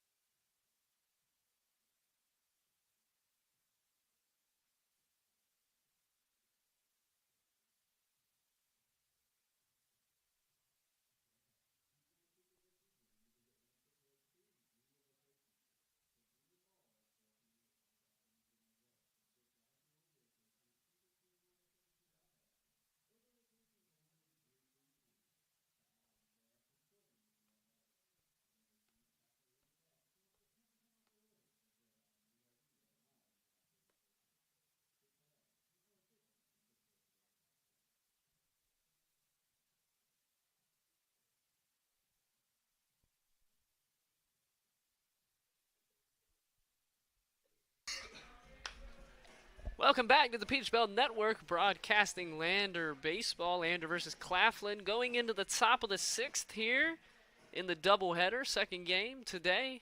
6-2 your score, Lander leading. Still on the mound, Goldberg going to continue his work. And Claflin allowed 3. They were within a run until last inning, allowed 3 in the 5th. So we'll see if Goldberg can keep this lead for the Bearcats. Yeah, good pitching from Goldberg so far. 1, 2, 3 in his first inning. It'll be interesting to see how Alex Moore manages this game. It looks like they're projecting it to go the full 9 innings, as much as they would like it to be another 7. They do seem like they would have the staff necessary to go all 9 now. Lander should definitely be prepared for such a situation. We've seen them take out their players the last few games, you know, keep them fresh, knowing that there was more to play for. And Goldberg coming in here and showing why, pitching absolutely beautiful there in the 5th, and seemingly continuing here in the 6th, 2-2 count. Yeah, you take a flashback to the last series against North Georgia. Bearcats' pitching staff only used 6 pitchers for all 3 games. Absolutely beautiful breaking ball from Thomas Goldberg. Gets him looking. That was number 16, Hardy, just stunned at the plate. And now Jimenez, the shortstop, up to plate. See if he can fare a little bit better against the lefty, Goldberg. That is Goldberg's 2nd strikeout in just 4 batters. So he's starting off really hot here. That one lined down the left field line, foul. Just a bit in front of that one.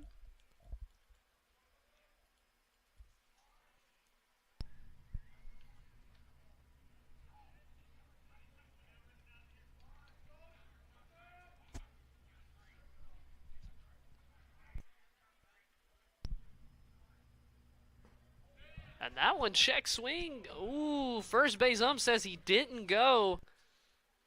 Another 50-50 ball. Been a couple of those 50-50 calls at first, and now one at the plate. Continues to go the Panthers' way. Yeah, Goldberg throws that curveball so well. There's going to be a couple players who take those half swings. It really makes you uncertain of when to swing and when not to swing. It's one of the best aspects of his game. Absolutely. Ref saying he didn't go. He gets a hold of that one. Jimenez does, and it's gone. Jimenez. Leandre Turner, excuse me. Been saying Jimenez the whole time. I was miscorrect.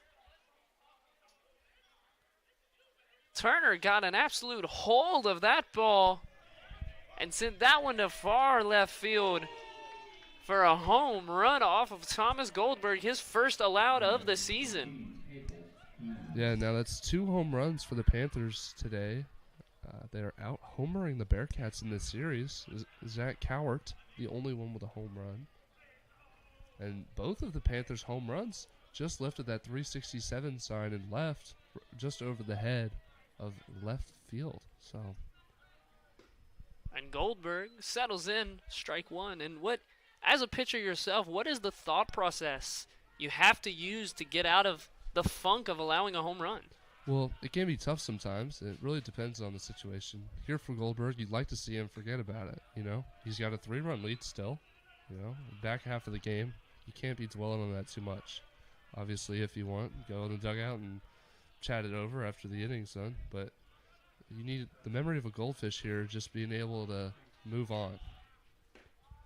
Excellent analysis there from our very own Eston Tanner.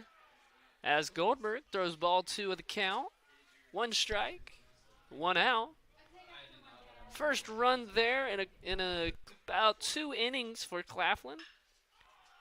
As number 15, Jimenez, for real this time, gets a hold of that ball, but flies out to center field. Oliver Zone ranging over to make the play. And so that'll be the 2nd out.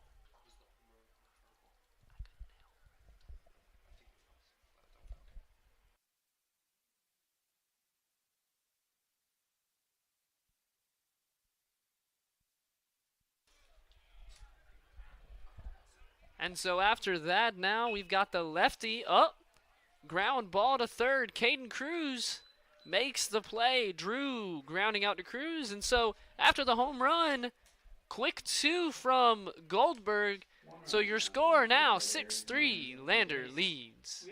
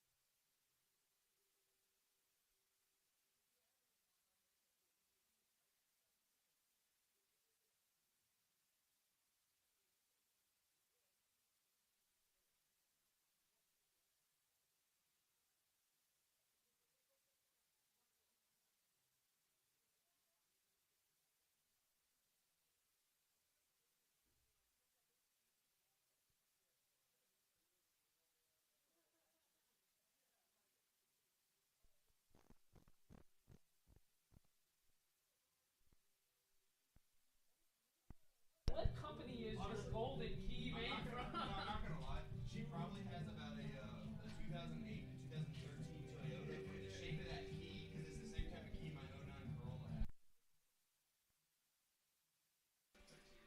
has. And welcome back to Lander Baseball on the Peach Belt Network. We move to the bottom of the 6th. The score 6-3. Lander leads. First pitch of the inning going to be a strike. Sean Brown back on the mound for the Panthers, getting into his 2nd inning here. Only 2 runs allowed in his 1st inning. Good outing from him. 20 pitches, 2 hits, like you said, 2 runs. And up to bat now, I believe. I don't want to make a call. 8, Pip Smalley. Number 8, Pip Smalley up to bat. Pip is 1 for 3 on the day, scored a run. See if he can continue that. Had that triple.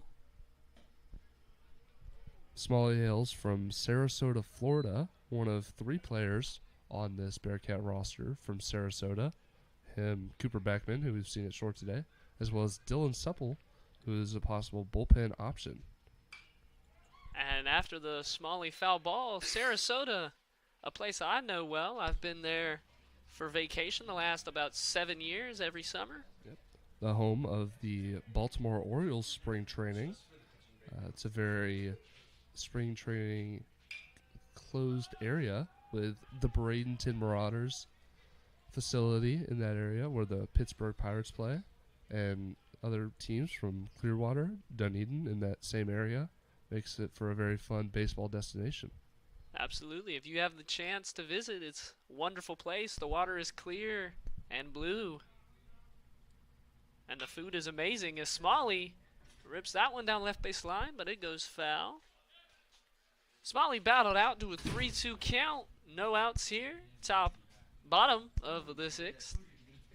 See if Brown can settle in and get him out here.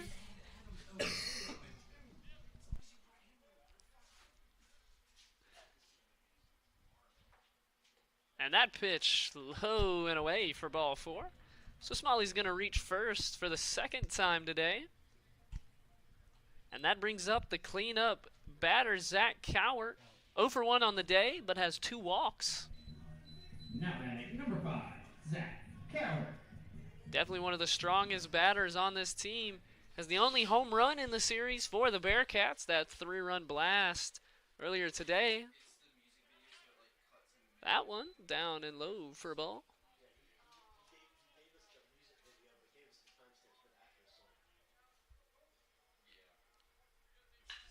And Coward gets a hold of that one, sends it to left center for the single. So runners on first and second here early for the Bearcats. And now Riley Hood up to bat. 1 for 2. Has 2 runs and an RBI today. Yeah, these Bearcats have left a lot of runs on the bases. 8 left on base in the first 5 innings. Now with 2 on here, no outs. Middle of the order, 5-hitter Riley Hood coming up. This is a great chance. And we'll see as Mr. Mustache puts that in the right center gap. And that's going to clear the bases. Hood looking maybe for third, decided not to, but he gets Smalley and Coward across the plate with a 2-run double. Yeah, Hood saw all those guys getting triples today. He thought he could do it. Rounding second with a big turn there. Got held there at second from third base coach Mike Fitchin. Probably the smart decision. And the power of the mustache could not overcome that throw from the center fielder. So he's going to stay at second, and we're going to get a pitching change.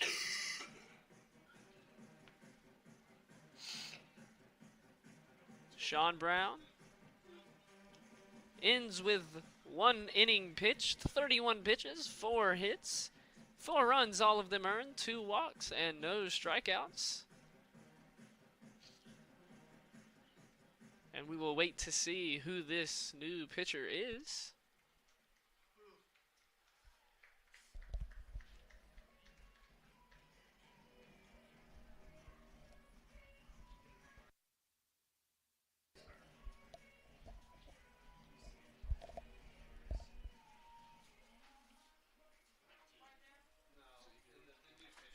So the new pitcher going to be number 19, Xavier Campbell. Ladies and gentlemen, your attention, please. Now pitching for the Panthers, number 19, Xavier Campbell. Eston, tell us a little bit about Campbell. So far, it looks like he's very generic. Does have a little more of a sidearm delivery, focusing on that fastball here earlier in his windups. Campbell, he's a senior pitcher from Fayetteville, Georgia. Went to Rust High School. So one of the more experienced pitchers we've seen today from this Claflin pitching staff. We're in the number 19 on the mound. He's got to inherit a pretty tough situation. No outs, runner on second, although facing lefty Oliver Zone and the rest of the bottom half of the Bearcat lineup. 3 appearances on the year for Campbell. 2.17 whip, 9.31 ERA, 9.2 innings pitched, 14 runs, and 9.31. How's that ERA, Eston? You know, obviously it's not what you want, but it's still early in the season. With only 3 appearances, he's still got plenty of time to fix that. And I wouldn't be worried if you're an Xavier Campbell fan. Now, tell us, looking just in this area, you know, Division II ball, Lander and Claflin, Peach Belt ball, what is an ERA and maybe a whip that you're looking for in a good pitcher? Yeah, a really good pitcher is going to have anywhere from sub 5 to sub 3. If you can get sub 3, that's when you're talking that you're really excelling at your level. For a whip, you want to try to keep that under 1. If you can average less than a runner on base per inning, that's perfect. And this is a little silly, but you'll hear pitchers talking about how it's kind of okay to hit batters because it doesn't affect the whip. So if you have a 3-0 count and you fear that you're going to walk them, giving a little pitch inside is not going to affect the whip. Interesting stuff there. Great analyses from our own Eston Tanner. A zone up to bat with Hood on second and no outs. Here in the bottom of the 6th, score is 8-3 now, Lander. So we'll see if Campbell can come in and clean up a bit. Zone, on the other hand, 2 for 3. Scored a run, has an RBI.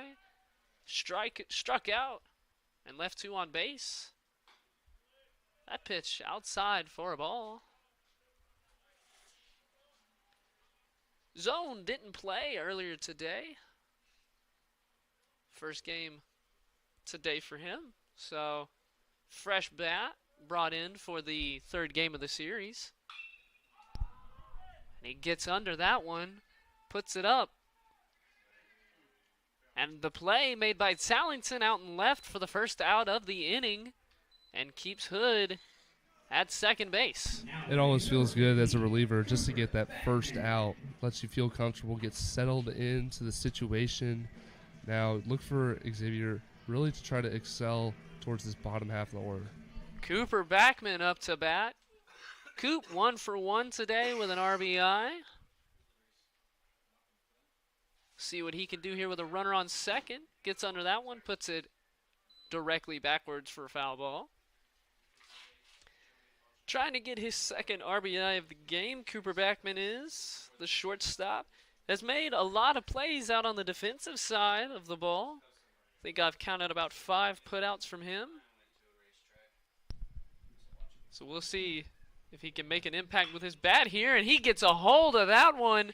Sends it far into left field. That's going to drop into the gap for an extra base hit from Cooper Backman and his second RBI of the day. That was a great swing by Cooper Backman, getting a fastball out in front. He's really shown this year that he's getting more into his power side of hitting.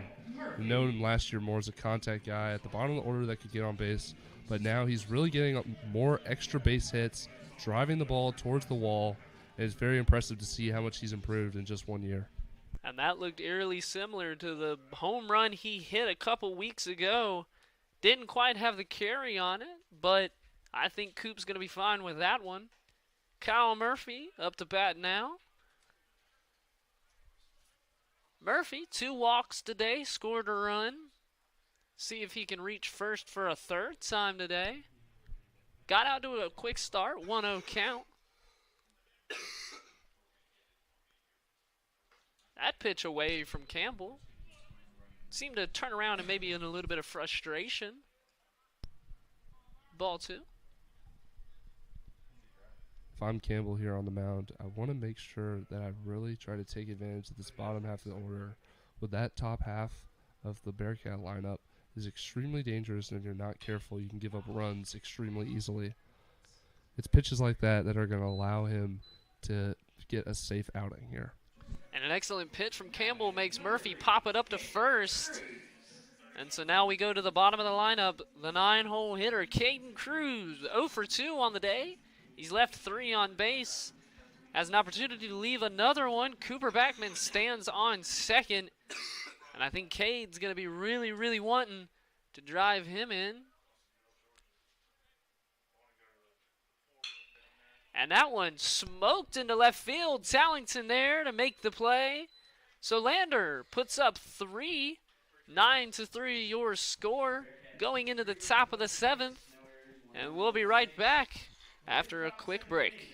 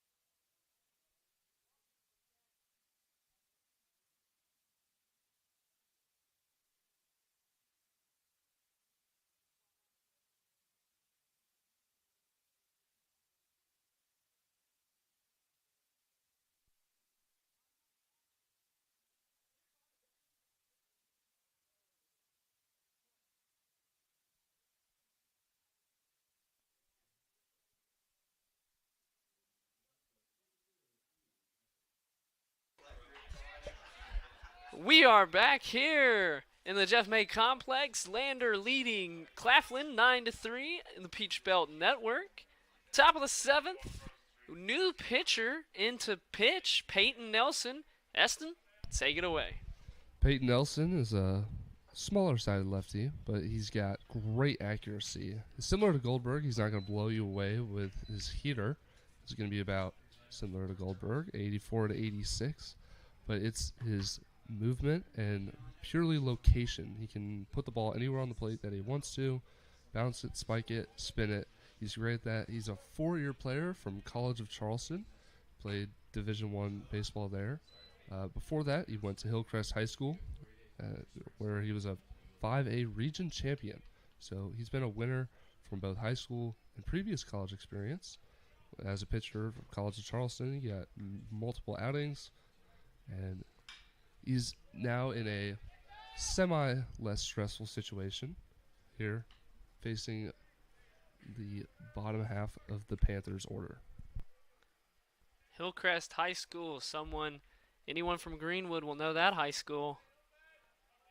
Big name here in the upstate. College of Charleston, great college, almost went there. Glad to have him here pitching for us, as he's now got the count to 1-2 here in the top of the 7th.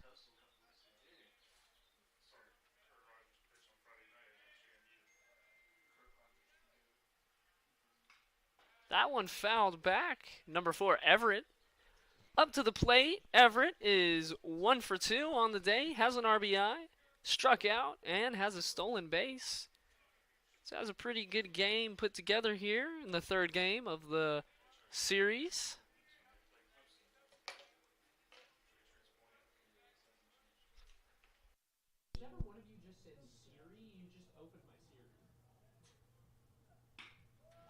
That one smoked to Cooper Backman at shortstop, Everett seemed to get stuck on his bat. He's holding his hand now.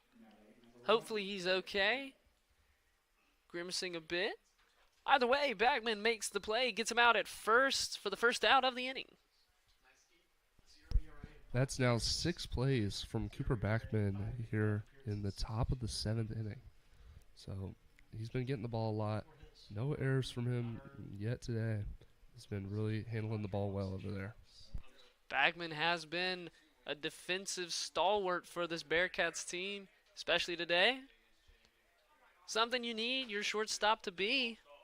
Definitely want him. That's the area of the field that's, in my opinion, the hardest to play. So, great to have him out there. Nelson now pitching to the top of the order. Campbell up to bat, the DH.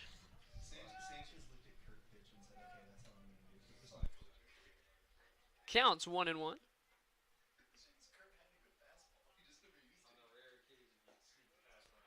That pitch low and in the dirt for ball 2. Peyton has pitched a little bit this season. 1.1 innings pitched, whip of 3, ERA 6.75. 3 hits, 2 runs, couple of strikeouts and a walk. Looking to not walk another here. Count 3-1. Campbell battling. We'll see if Nelson can get out of this. Peyton Nelson, an avid golfer off the field, and he actually hit his first ever hole-in-one over the recent winter break. So big congratulations to Nelson for that. A major moment in anybody's life, getting your first hole-in-one. Now I'm going to be the one to ask, is there video recording or witnesses of this? I'm unable to answer that, as I have not seen video, but there very well might be. I do know that he was on the course with some friends, so he was not playing alone. So before I fully agree to that, I'm going to need you to find out if there were truly witnesses, because I can never truly believe a hole-in-one. Yeah, hole-in-one is one of those things where as much as you want people to believe it, it's very hard to believe. It absolutely is, as that one's going to get over the head of the right fielder, Hansen. Campbell going to walk to second with a stand-up double. 1 out here in the top of the 7th. So, runner in scoring position for Claflin, only 1 out. And Nelson, early here in his pitching appearance, in a little bit of a jam. Yeah, so talking about hole-in-one, the odds for an amateur golfer to make a hole-in-one on a par 3 are about 12,500 to 1. So extremely unlikely. But you got a guy like Peyton Nelson, who's definitely an athlete, it's semi-believable. And I'm sure if you asked Peyton Nelson, he'd utter a famous Star Wars quote, "Never tell me the odds." Either way, we are on the baseball diamond and not the golf course, and he's locked in here. Got the first out, but then allowed a stand-up double to Campbell. So now Tallington at the plate, 0 for 2 on the day. Grounds that one down the third base line. They're going to call it a fair ball. Cade Cruz looks pretty shocked there to see the call of a fair ball. Definitely thought it was foul. He was able to stop it but not come up clean with it. Would have been a tough play even if he knew it right away. That was extremely close. I thought it was foul. I was going to look away at my screen, but the ump deciding it is a fair ball. And it looks like head coach Nick Pop is going to see if he can talk to the umpires about this one.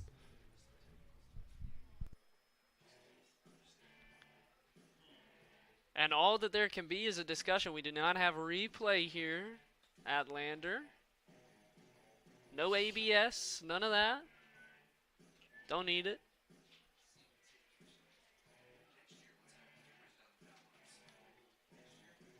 So the call going to stand, fair ball. So Tallington will get to first.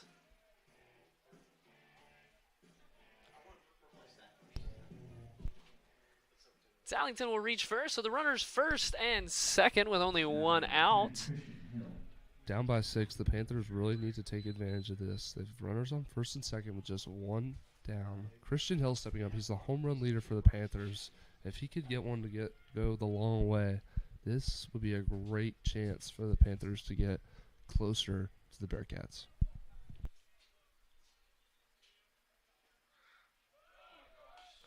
Both runners going to take off. Murphy going to get him at second. Gets Tallington out. Great throw from Murphy. And that's why you got Murphy behind the plate. A lot of other catchers would easily go to third and try to pick off that runner, get the lead guy. Murphy smart enough to read the field quick enough and see that he's got an out at second, make a great throw, and an easy out for the Bearcats now with 2 down in the inning.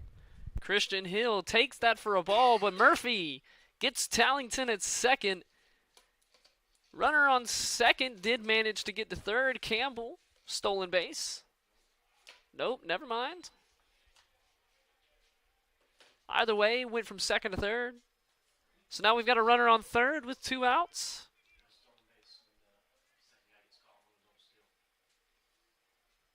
Peyton Nelson trying to get out of this inning without allowing a single run. That pitched low, so he falls behind 3-0 quickly here to Christian Hill. Hill 1 for 3 on the day, has an RBI and a strikeout. So we'll see if Christian can do anything. Like you said, down 6 runs, top of the 7th. You really want to start trying to chip away and come back soon. As Peyton puts that in there for a strike.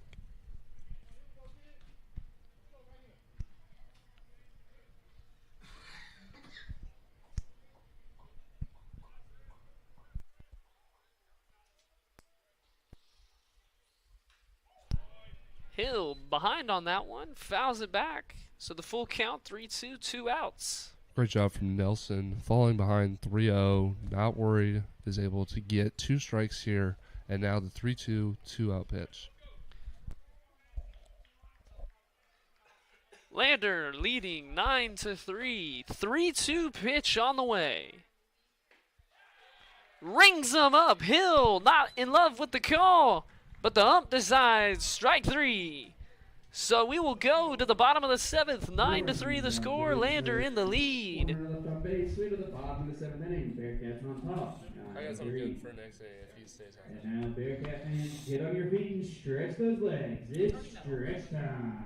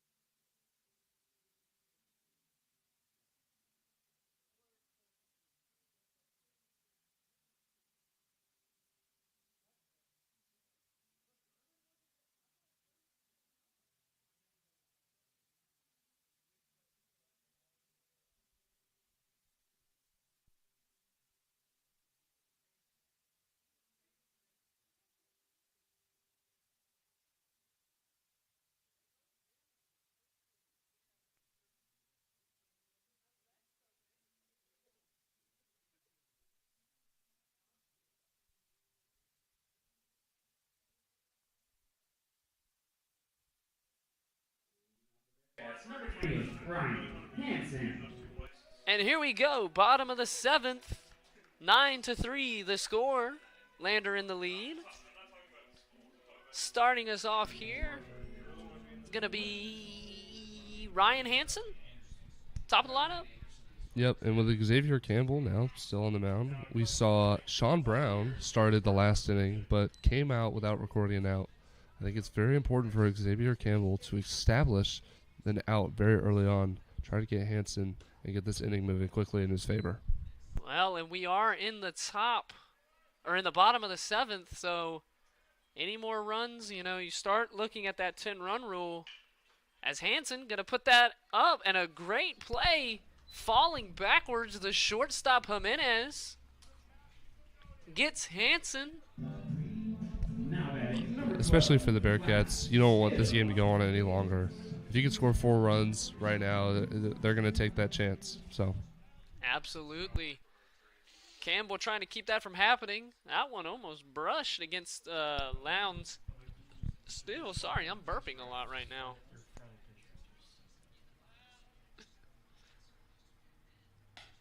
Campbell misses both of those.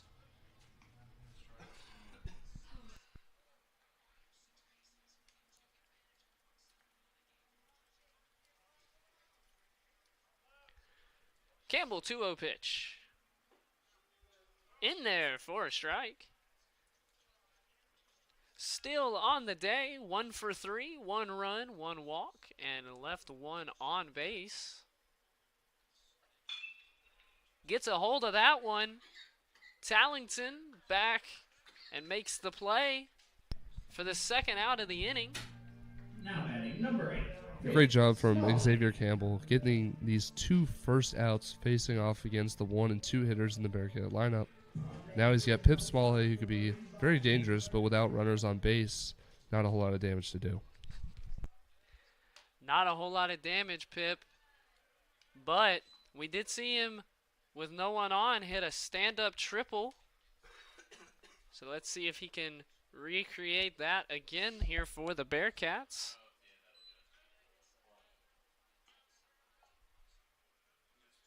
Campbell, obviously not wanting to allow that to happen, has pitched 1.2, 16 pitches, 1 hit, no runs, no walks, and no strikeouts for Campbell. On the other side, Nelson has pitched an inning, 20 pitches, 2 hits, not a single run, walk, and 1 strikeout.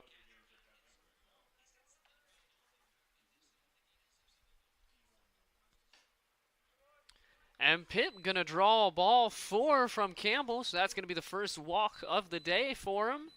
Now batting number 5. Pip's second walk, and now Zach Cowart, the power bat in this Lander lineup. He's 1 for 2 today with a run and 2 walks.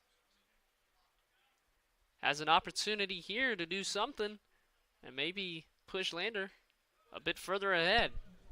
Yeah, Zach Cowart, even when he's gotten out today, he's been hitting the ball extremely hard, both to right, left, and center field. He's been a real threat today at the plate. Let's see if he continues to do that here against Xavier Campbell. As Campbell puts that one in the dirt. Ball 2.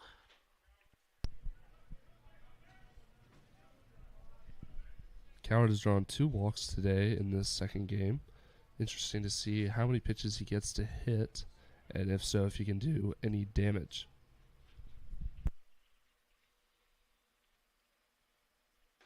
Two-0 pitch right down the middle for strike 1.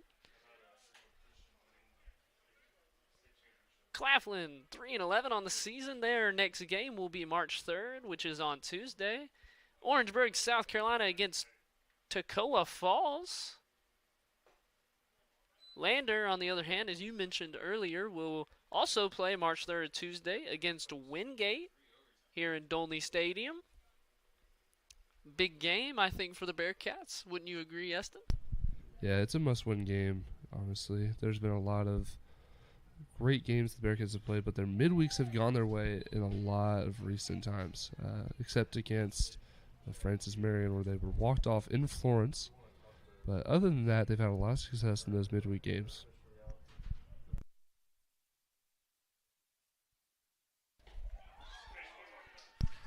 And that one going to be strike 3 on Cowart. So we'll go to the top of the 8th. No 10 rule run today. No records. Score Number 9 on base. to 3. Go to the top of the 8th inning. Bearcats on top, 9-3. Dylan Supple, number 47 in the game. The women go to Columbus State. Who's pitching for us? Dylan Jackson? Supple, 47. The women go to Columbus State. Huh? The women go to Columbus State. Oh, you're telling me they do. Okay. And the boys are home. The boys game at 7:30. Ladies and gentlemen, your attention, please. Now pitching for the Bearcats, number 47, Dylan Supple.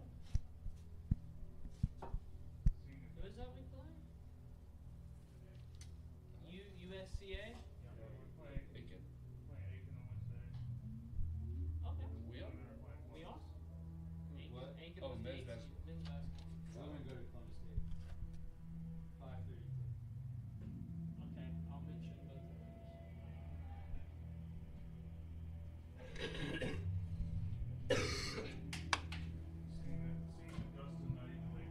Had it all in play. I was dread. So there's 8 people that lost to Clayton State yesterday. Augusta didn't come from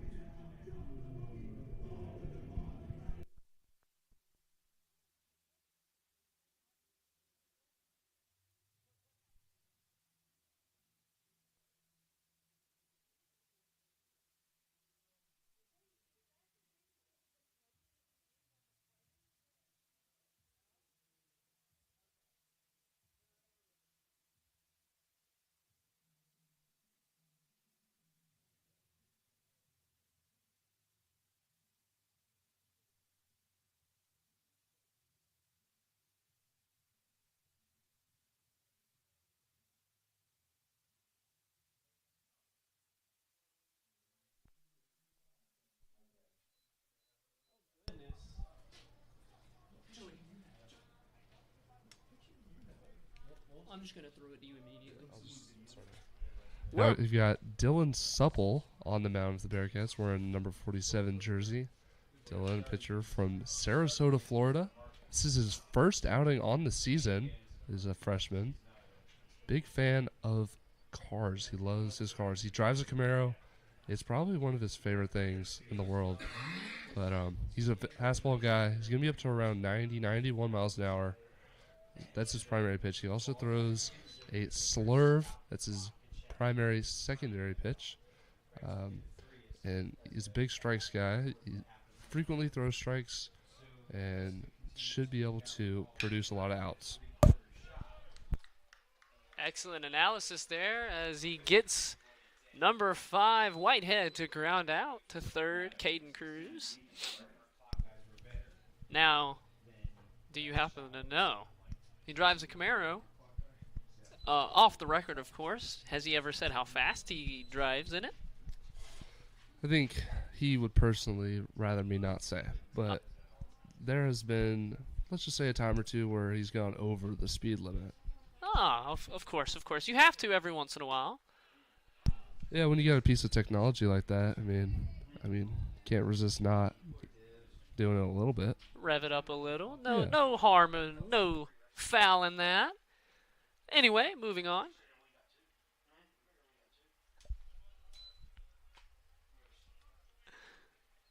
And a bigger news, the PBC men's and women's basketball tournaments have been, the brackets have been posted. So for the women's, Wednesday, March 4th, we're going to see quarterfinals. Columbus State versus Lander. Lander going to go to Columbus, Georgia. That's going to be at 5:30. USC Beaufort is going to face off against GCSU in Bluffton, South Carolina at 5:30. North Georgia versus Clayton State in Dahlonega, Georgia at 5:30. And then number 4, Augusta, will go to Middle Augusta as Supple gets the strikeout. First career strikeout there for Dylan Supple. It's got to feel good. 2 really quick outs here to start his outing here at the top of the 8th. Big time moment for Supple as Augusta will go to Middle Georgia in Augusta, 7:30. For the men, the first seeded Lander Bearcats, coming off their first ever PBC regular season title outright, is going to be at home in Greenwood against USC Aiken, 7:30. Columbus State will be at home versus Georgia Southwestern, 7:30, March 4th. North Georgia will be home against GCSU in the Dalonia. I don't know. Dahlonega, I'm being told. Not familiar. I'm from Clinton, South Carolina. I don't know where those places are. And USC Buford will be at home against Flagler.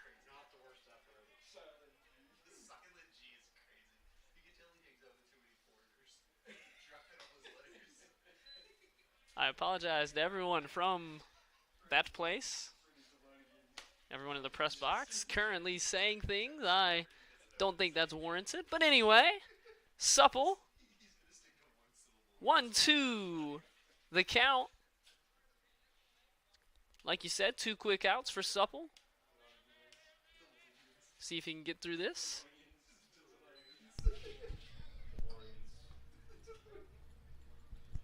Supple with 2 strikes here on the batter.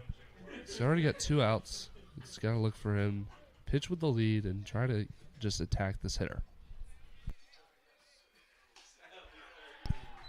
And he gets him for strike 3. Second strikeout of his young career. We'll see what he can do coming into the 9th.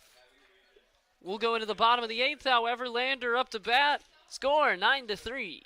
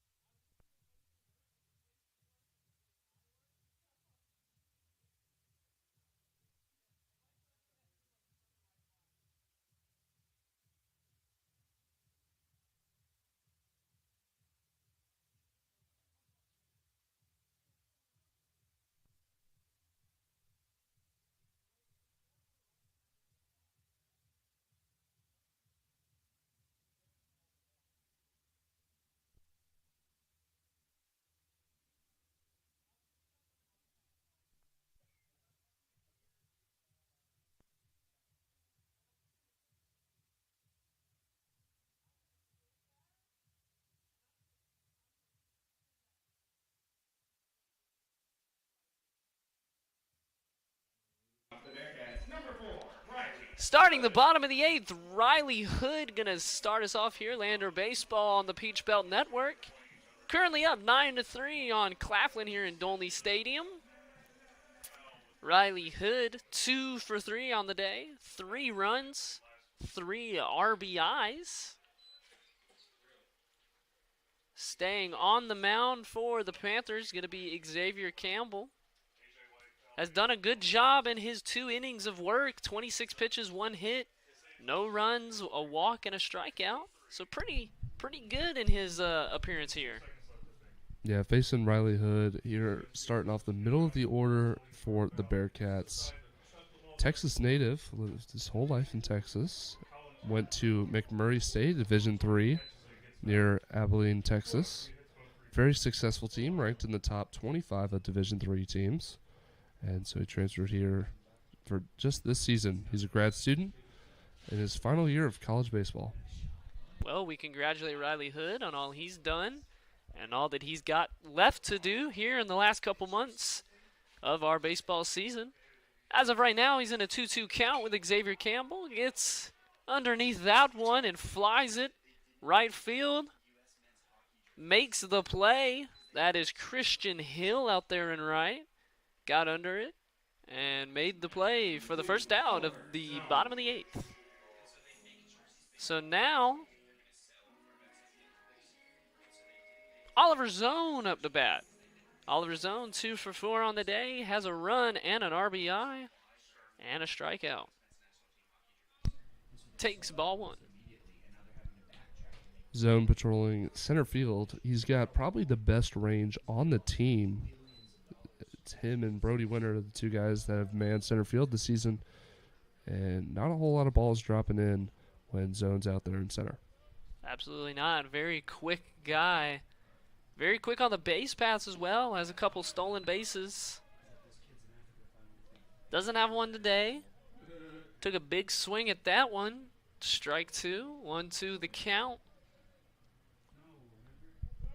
Campbell quickly. Zone pulls that. Maybe a little too far. Heads off of the Lander dugout.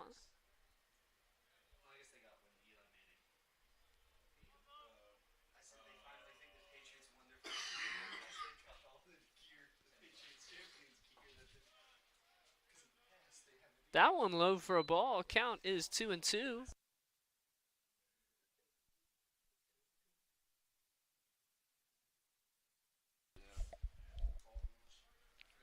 Two pitch. Hit Zone in the hammy.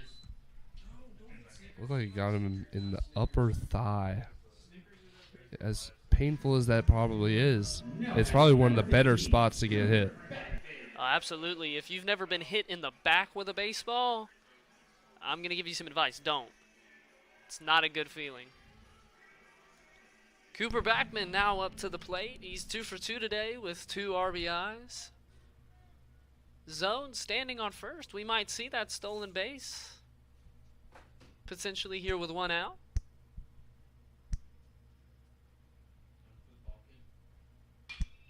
Backman gets underneath it and flies it to shallow right center. Over is Christian Hill to make the play. So now up the bottom of the lineup, number 3, Caden Cruz. Or no, excuse me, number 10, Kyle Murphy. The catcher. Murphy been relatively quiet today at the plate. Look to see him try to jump on something early and get something done at the plate. He does have 2 walks and has scored a run, but other than that, you are correct. Hasn't done much bat-wise. As Campbell puts that one high for ball 1. And what do you think now? With 2 outs, do you try to take off for second? I probably wouldn't, not only because you've got the lead, you don't want to try to make mistakes on the bases, but you got to look at Zone's at bat. He got hit in the leg. He's probably feeling a little pain, probably not 100% running. You don't want to push him to do something he's uncomfortable to do right now.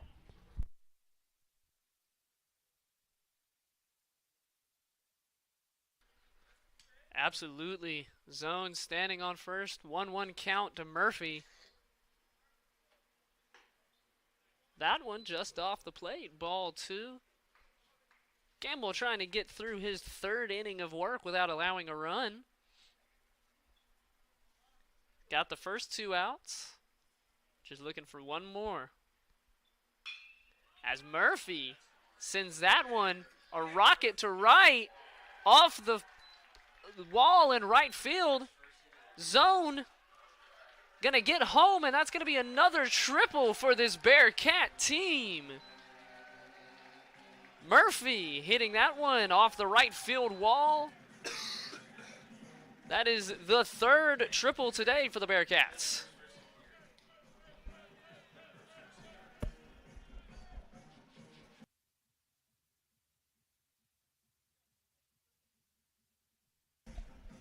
Not only is it the first triple of the year for Kyle Murphy, it is his first hit of the year. So Murphy with an RBI triple to right field. And now Claflin going to bring in a new pitcher. Campbell was great in his work. 2.2 innings, 42 pitches, 2 hits, 1 run allowed, a walk and a strikeout. But he will sit And we will come back after this.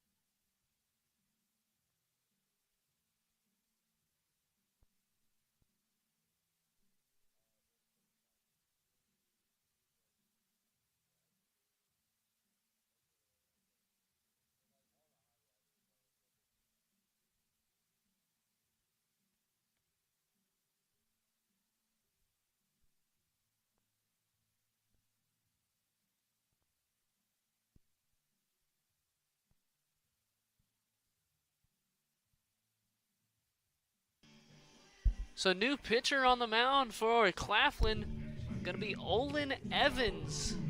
Eston, take it away. Olin Evans is senior out of Griffin, Georgia. Again, another experienced arm we're seeing from the Panthers, trying to get that veteran leadership here.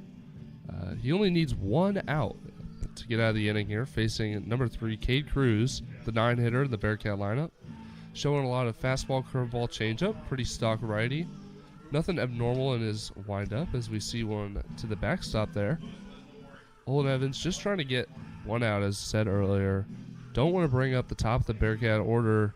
That could lead to problems, including a possible walk-off win if the Bearcats could score 3 more runs. They've got Kyle Murphy on third base, so that's 1. And they would just need 2 other runs to score, and we would see a Bearcat win here in the bottom of the 8th.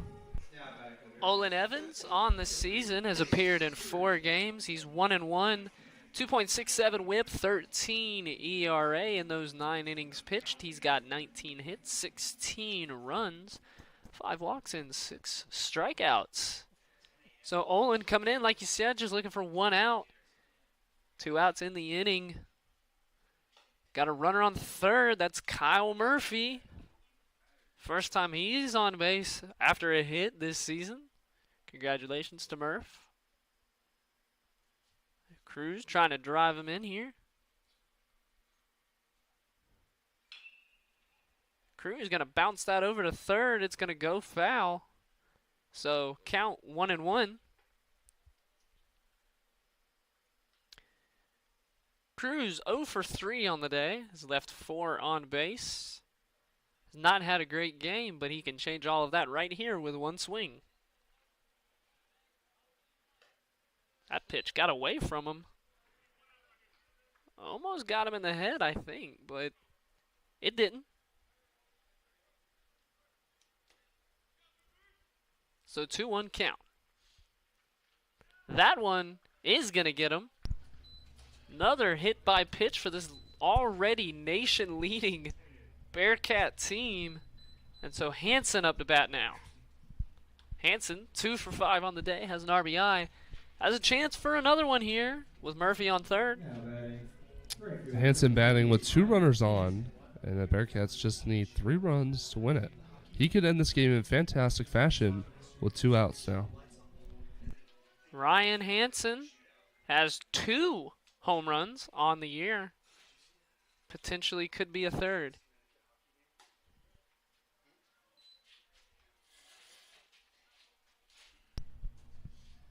(1-0) the count. And it doesn't get much easier with any of the next 3, 4, or 5 batters on deck. Everybody in the top of this order has power and the ability to end this game. Absolutely. 10-3 the score. 1-1 the count. 2 the outs. And Hansen gets a hold of that one. Deep left, just short of the wall. Tallington makes the play. So we'll go to the top of the ninth. The score, Lander 10, Claflin 3. And we'll be right back after this. You're saying Clap. Oh, wait, I thought it was Claflin, like with no L. I just thought it was Claflin. New pitcher. Topanga. What number? Topanga? Topanga on Spotify. 38. Do I trust you? Yes, clean version. 38. Do I trust you? Yes, it's clean. Just the non-exclusive version. That's it if it's not clean. Ladies and gentlemen, your attention, please. Now pitching for the Bearcats, number 38, Dalton Jurgen. Gorgon. It's okay. It's okay. Dargan?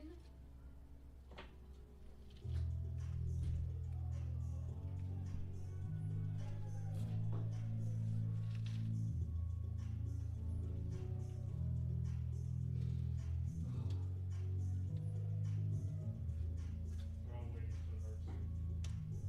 No, it's okay.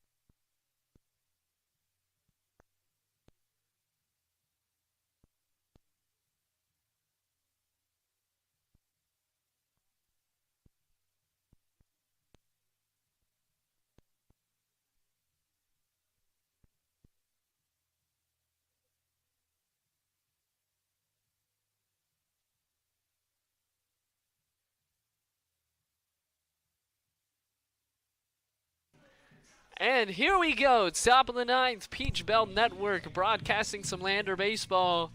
Here to finish out the ninth inning for the Bearcats is a new pitcher, Dalton Gergen. Eston, you know this boy and the rest of these boys better than anyone. Take it away. Gergen, a freshman pitcher from Thompson, Georgia. Two-way star in high school, but seen today just as a pitcher. Coming out to the song Topanga. We've seen him a couple times today, not today, but throughout the regular season. Primarily a lefty-on-lefty specialist that they bring out just to throw sliders. Today he gets a full inning role, and we're going to see if he can close out this game. Ground ball to Cooper Backman. Backman makes about his 7th or 8th play of the game. Been great defensively. Gergen, as I mentioned, a slider specialist, probably one of the best pitches on the team, and you're going to see it here in this at-bat, how he utilizes it against lefties and why he's gotten opportunities for this team. 7th assist for Cooper Backman. And look at that. I mean, that slider is beautiful. I love a good slider. Just like that, he really knows how to use it, but more specifically against lefties, he's absolutely dominant with that one pitch. You're going to see it a lot if you're a left-handed hitter. Gergen on the year has pitched a few times, like you said, 1.1 innings and 3 appearances. So, but this will be his first full inning of work as he gets a swing and a miss for strike 2. Batting is Nehemiah Drew, center fielder. He's 0 for 3 on the day. Fouls that one off. As we mentioned, early in the season, Gergen has used the slider at an 80% clip rate, his primary pitch essentially. So, and again, he's a lefty specialist, so this is his at-bat right here. And he gets the ground out to Coward. Coward makes the play, gets Drew out at first. So Gergen comes in, gets 2 quick here in the top of the 9th, and we've got one more chance for Claflin. His name is Everett, the third baseman. 1 for 3 on the day, RBI, one stolen base, excuse me. We'll see if he can continue this game for the Panthers. So far, Gergen's done a great job of filling up the zone, throwing both slider and fastball. Facing the 9-hitter, he needs to just get the job done, fill the zone up, and trust his stuff. And he does just that with the first pitch inside for strike one. Second pitch is lined straight up the middle. So Everett keeps this game alive with a base hit here in the top of the ninth. And that will bring the top of the lineup again, the DH Devin Campbell. 2 for 4 on the day, has a run and a stolen base. And he's going to try to keep this game going for the Panthers with 2 outs in the top of the ninth. Back up to the top of the lineup, Campbell already has 2 hits on the day. If the Panthers want to come back in this game, they've got the right spot in the lineup to do it. It's going to take a lot, however. Down by 7, 10-3 the score. Funnily enough, looking at the hit totals, you wouldn't really guess that as Gergen gets a swing and a miss. 12 hits for the Lander Bearcats, 9 for Claflin. Some very similar hit totals, but Lander has been able to convert, has 10 runs. Claflin has 3. That pitch beautifully in there for strike 2. Talk about the hit totals, and the only difference is the Bearcats have been able to execute getting those runners home. They've also received a lot of runners from hit by pitches and walks. And it's those free bases that can really make a difference in a game. And that pitch right on the edge. Gergen wanted it, didn't get it. Count 2-2, 2 outs, top of the ninth, runner on first. Let's see what Campbell can do. That one high for ball 3. So truly the payoff pitch incoming. 3-2 with 2 outs, top of the ninth. Gergen loads up. Gets him to fly it to right field. Hansen's underneath it. And that will be the game. 10-3 your final score here in Dolny Stadium. Lander sweeping Claflin.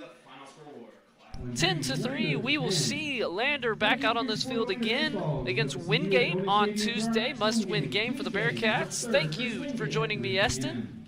Yep, it's been a pleasure. Great job by the Lander Bearcats pitching staff, holding the Panthers just to 3 runs by only allowing 9 hits. So great job seeing some new faces on the mound today and getting some experience on that mound. Lander, final 10-3. We will see you again on Tuesday. Have a great rest of your Sunday. Have a great Monday. Spring break for the Lander Bearcat students. And with that, we sign off. Go Bearcats!